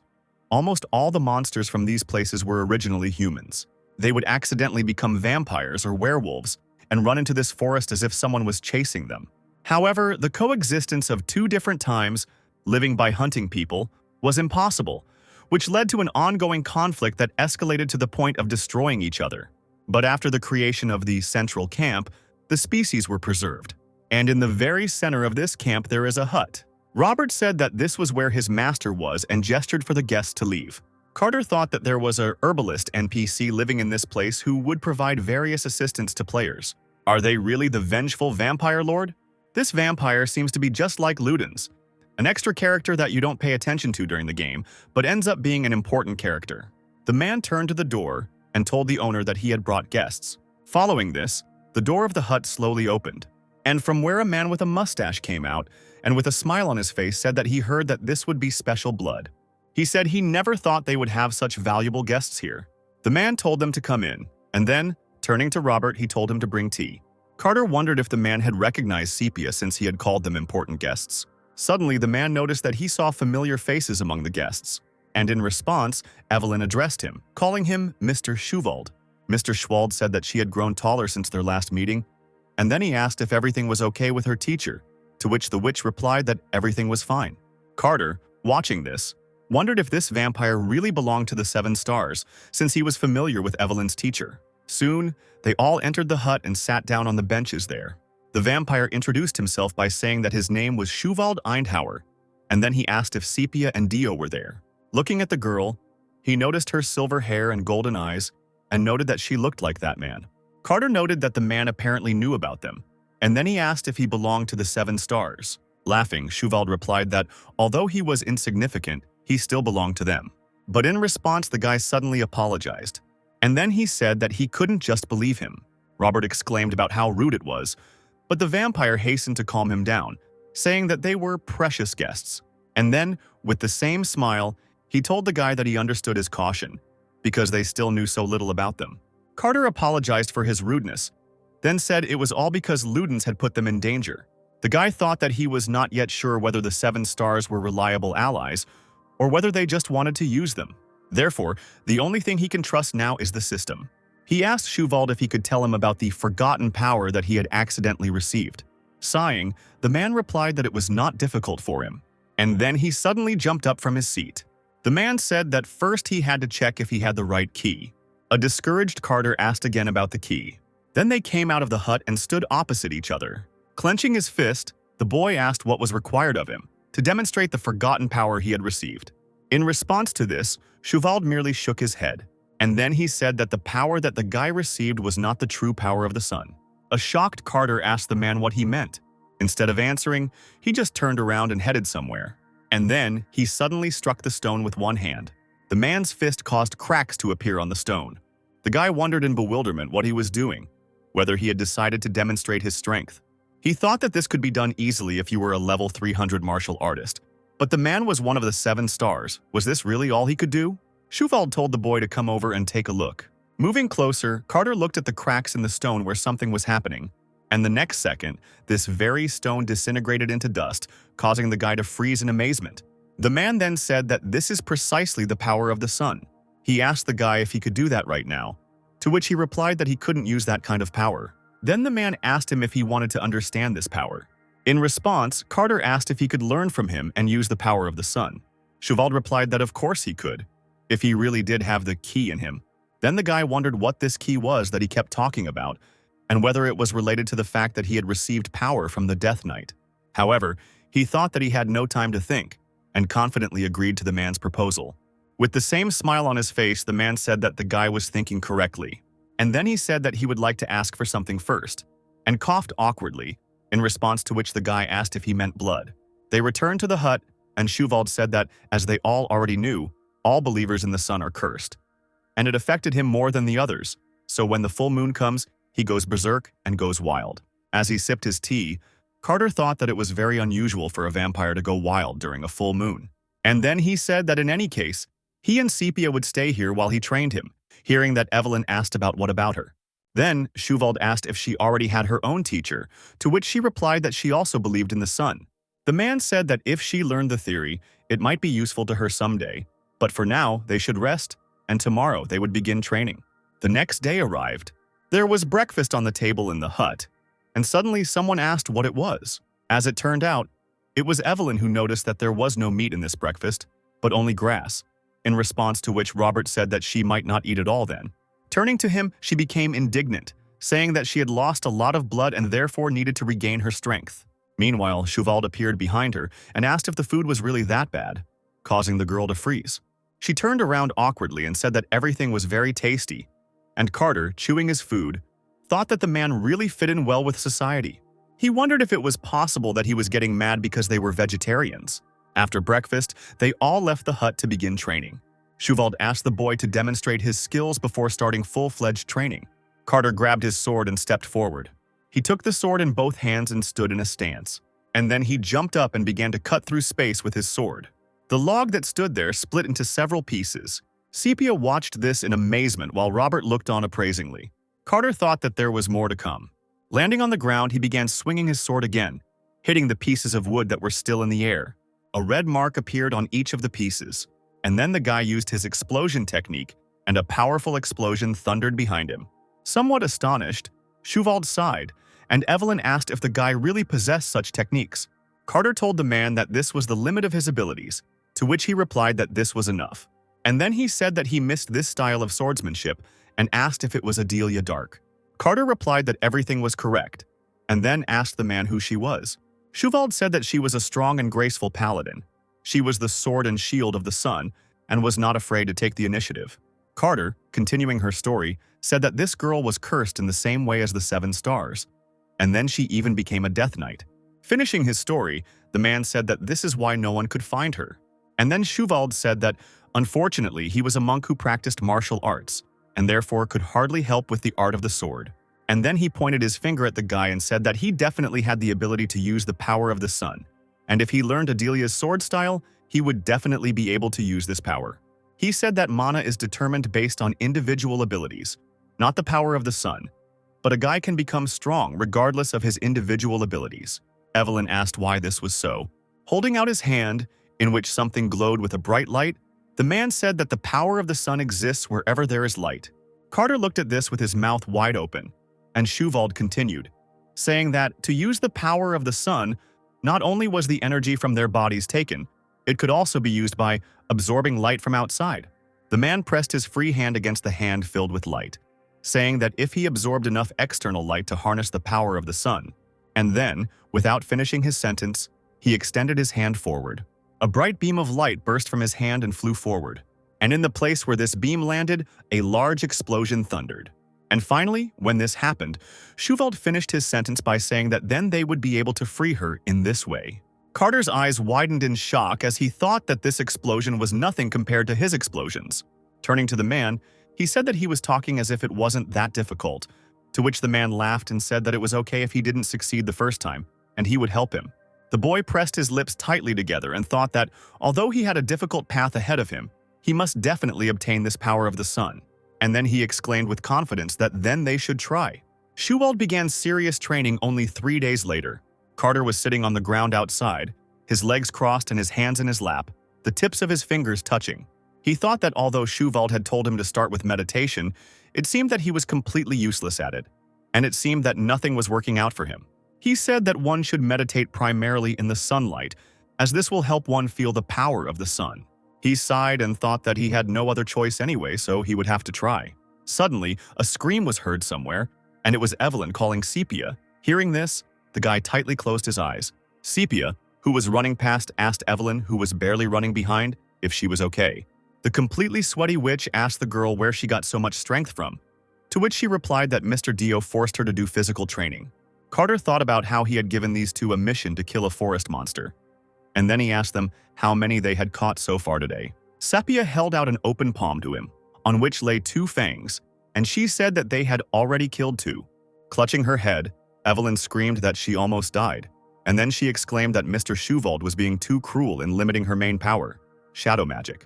With a smile on her face, Sepia told her mentor that it was thanks to her that she was able to catch them, to which she replied that of course it was, and she could do even more. Having already stood up, the guy thought that Schuvald had imposed some restrictions on the girl's powers in order to develop the power of the sun.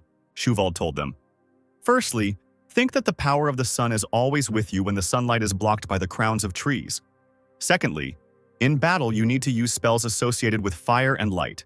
The guy thought that the monsters in this place were about level 140, and the Flood would have a hard time dealing with even Evelyn, who was level 150, since her magic was limited. And yet there won't be any real danger for long, because Schuvald will protect them?" Sepia asked Carter if he was making any progress, to which the guy became embarrassed and did not answer anything intelligible. He remembered what Schuvald had said about his extended technique, also drawing on the power of the sun, and therefore, if he tried to understand its principle, he would be able to realize the power of the sun. Carter thought about the principle of the extended technique, inviting and then emitting the absorbed light, which he understands very well. A scorched black piece of wood suddenly fell next to him. Looking at the system window, he thought that this meant that he had to use the power of the sun without any help from the system. He looked at the skill development conditions, 3 of which were almost all completed, but 4 were still unknown. The boy thought about how he had drunk the potion and used the advanced technique all night, but still didn't feel anything. And if he surpassed the 100 uses mark, would he feel something new? A few hours later, it was already lunchtime. An irritated Robert asked Evelyn, who was chewing food nonstop, if there was really a black hole in her stomach. Carter remarked out loud that not a day went by without them arguing, to which Schuvald asked if it wasn't nice to see young people so full of life. The man told his servant that they all here believed in the sun, and therefore they needed to be more friendly. They needed to work together to get through this path, to which Robert replied that he understood everything. Carter asked the man why he worked as an herbalist. He noted that the other 7 stars lived differently, increasing their power, and he himself thought about how Ludens led the Golden Dawn, and the Balance Witch leads the other witches. Schuvald replied that if he wanted to restore faith in the sun, he had to make wise choices, and he had many allies before too. Then the guy asked why everything had changed now. In response to this, the man only said that it was all because of the curse. Carter, somewhat upset, found nothing to say and thought that it seemed their thirst for blood was too strong. With the onset of the full moon, vampires and werewolves lose their minds and have a huge thirst for blood. But the guy believed that such strong creatures as Schuvald can control this. The man asked the boy if he had said that he used to be a monk before he was cursed. And then he said that all monks are ascetic. They practice repentance, give up greed for anything, and purify their minds. And it was during those times that he learned the principle, do no harm to others. And then he said that this is why even after he was cursed and his body became like this, he did not intend to harm people, and that is why he lives in such a remote place. Carter thought that a man with such a curse would have no chance of forming a group of followers, and then he asked him if he could tell him more about the events of the past, to which he asked him if he hadn't said that he would tell him when the boy learned the power of the sun.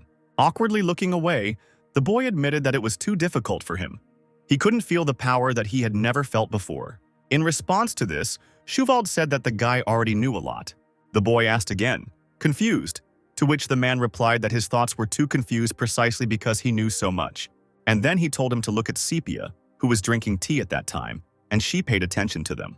Schuvald, looking at her, said that she was like a blank slate, and therefore learned faster because she didn't know anything, in response to which the girl, with an awkward smile on her face, asked whether this was really such a compliment.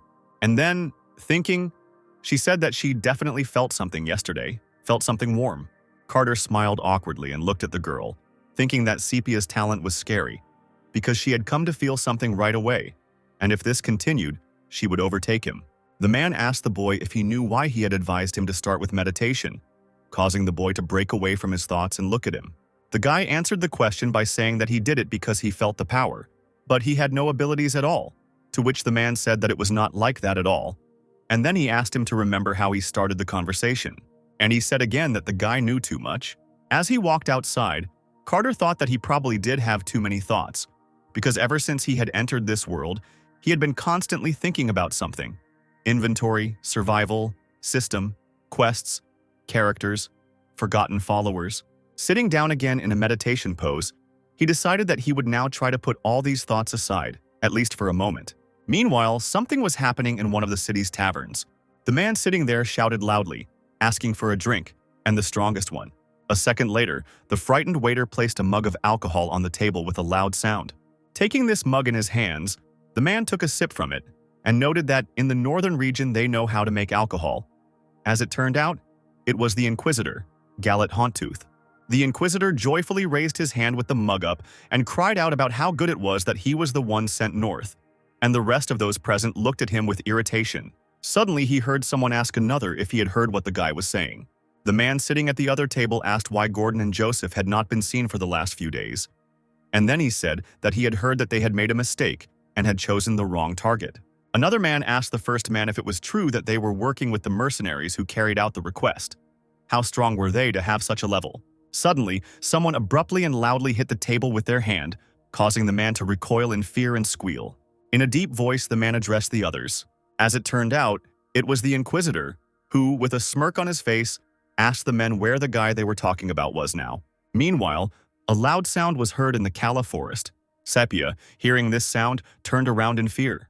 And as it turned out, there were 2 red wolves running quickly there, and the girl cried out for Mr. Dio to be careful.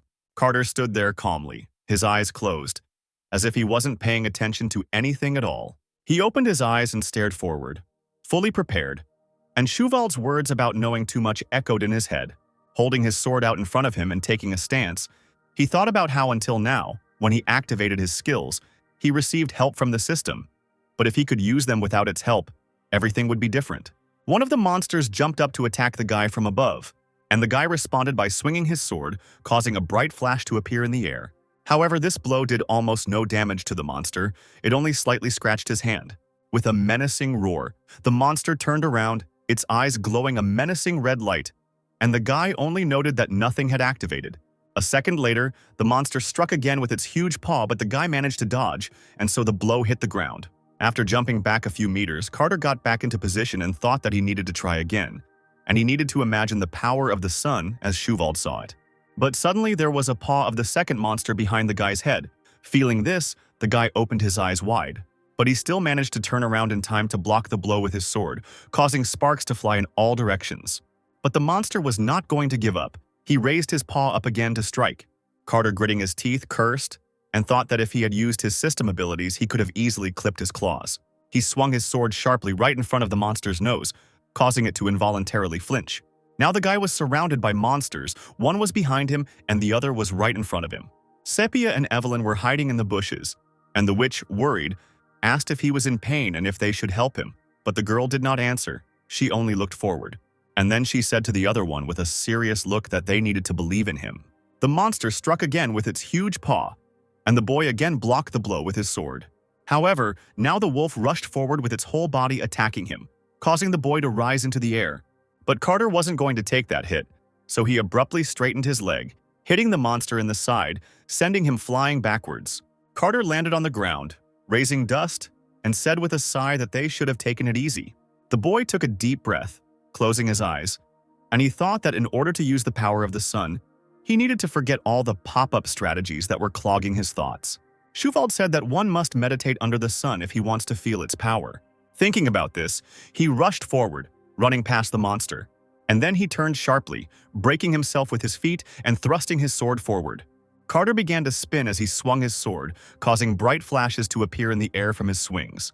And then he struck the trunk of one of the trees, causing the place where he struck to glow with a bright light. And then the tree fell to the ground right in front of Carter. Carter looked at his sword, smiled, and said that it was excellent. His sword shining with a bright light, Carter looked at his smiling reflection in the blade of the sword and asked himself if he would try again now. And then, as if answering his own question, he held his shining sword out in front of him. A second later, the guy took off, and all that was left of him was a cloud of dust. He jumped up, his arms were above his head, and he was about to attack the monster from above. The next second, he had already struck straight at the monster's chest, causing an even brighter flash and blood to splash in the air. The girls, who were still sitting in the bushes, looked at this with admiration. Stunned by this result, Carter stared at the sword in his hand. There was another monster standing in front of him, but suddenly the guy opened his hand and the sword fell to the ground. In a panic, Evelyn cried out, asking why he dropped his sword on the ground. And the inspired Sepia just looked at the guy, not doubting him at all. And as it turned out, Carter was now going to fight with his fists, and his whole body was engulfed in a bright light, similar to the light of the sun. He clenched his fist hard, causing the light around him to become even brighter. And then he delivered a sharp blow straight into the monster's chest. From this blow, the monster's eyes rolled back. He opened his mouth wide, revealing sharp teeth, and several drops of blood flew out of his mouth. But the guy didn't stop there. He raised 2 fingers up, and then he clicked them together, causing a bright flash to occur. And right in front of his face, there was a powerful explosion that engulfed the monster's body. Sepia and Evelyn stared at this with their mouths wide open and their heads raised high. Sepia noted that this was the same sun power that Mr. Schuvald had used. She thought happily that he had succeeded, but Carter remained standing in place, staring at the hand raised in front of him. The system reported that the hidden condition Forgotten Sword Art had been unlocked, and Sepia's faith had increased to 8. Carter stared at the system window in front of him, which listed the skill development conditions, 3 of which were almost completed. And finally, the 4th condition opened, which was the realization of the power of the sun, which was only half completed. The guy couldn't help but notice that the 4th condition was revealed to him, and he thought with relief that now he could awaken the power of the sun in himself. But suddenly he noticed that the 4th condition was only half fulfilled, and he stared at it irritably. And then he said that it was of course a pity, but he could be content with this. Meanwhile, the joyful girls ran to him. The boy thought that it was good that Sepia's faith had increased, and it seemed that she was worried that he would not be able to summon the strength within himself. With a smile on his face, he asked them about their training.